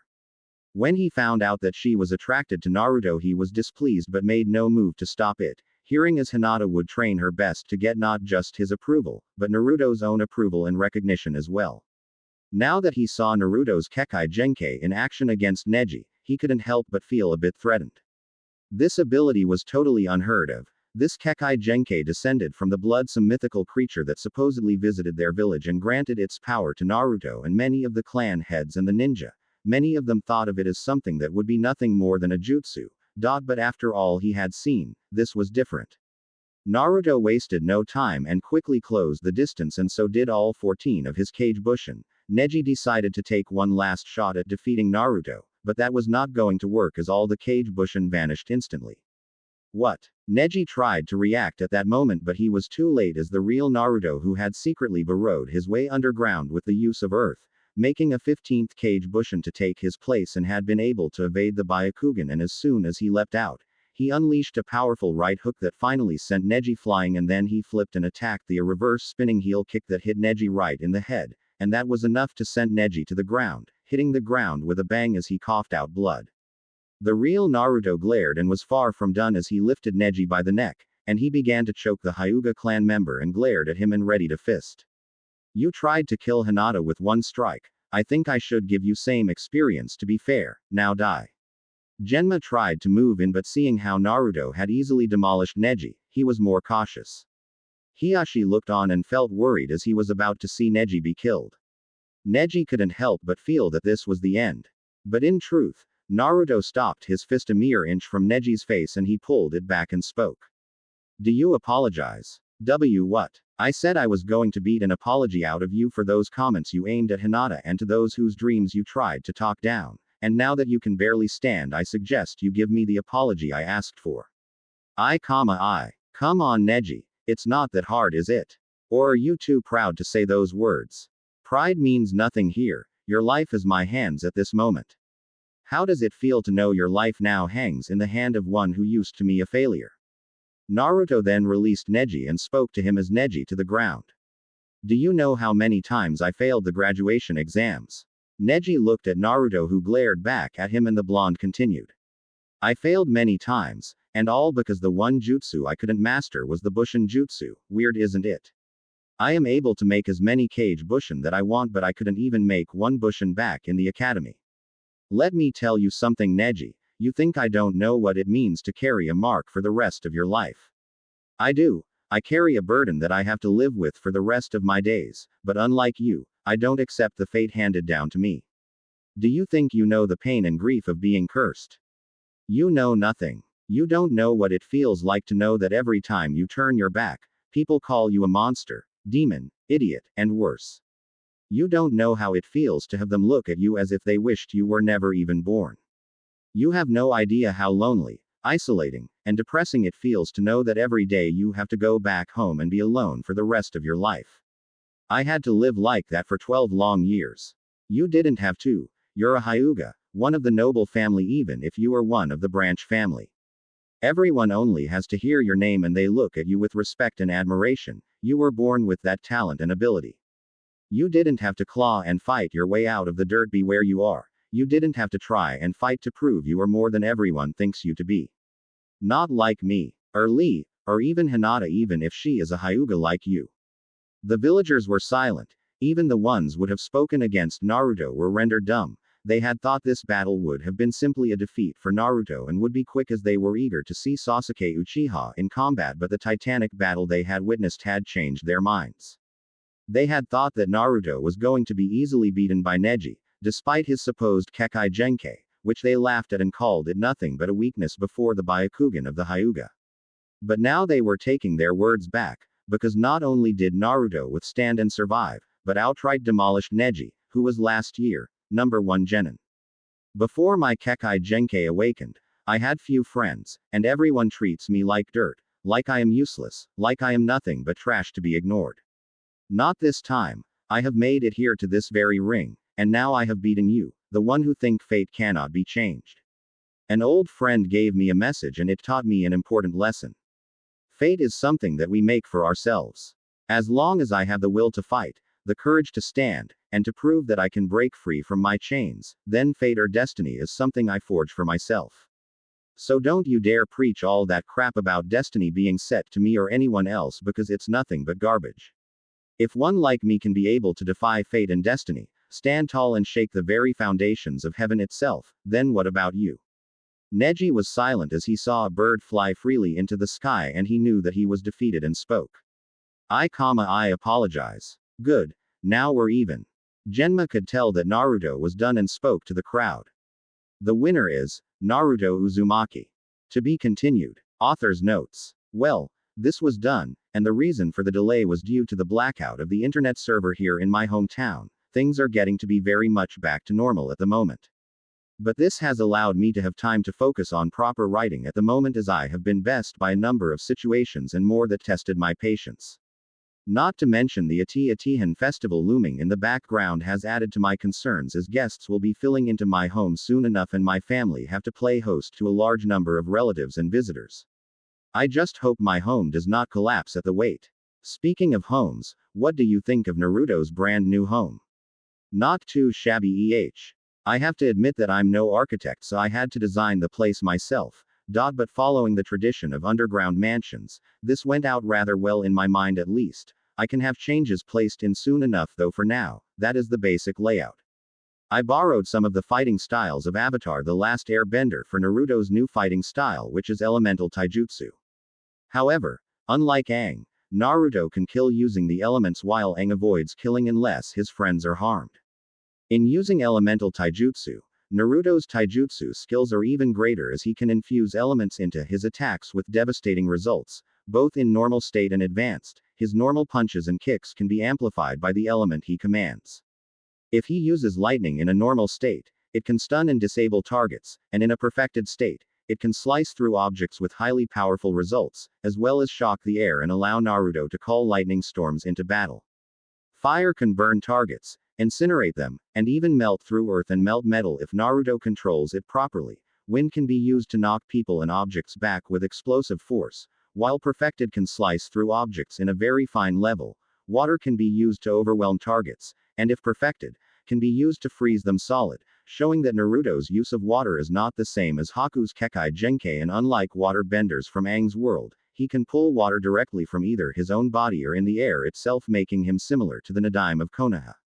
Earth can be used for defense and even be used to form crystal armor if Naruto needs a secondary layer of protection, as well as creating tremors and fissures in the earth itself, as well as creating tendrils, pillars and walls of earth to defend and attack with.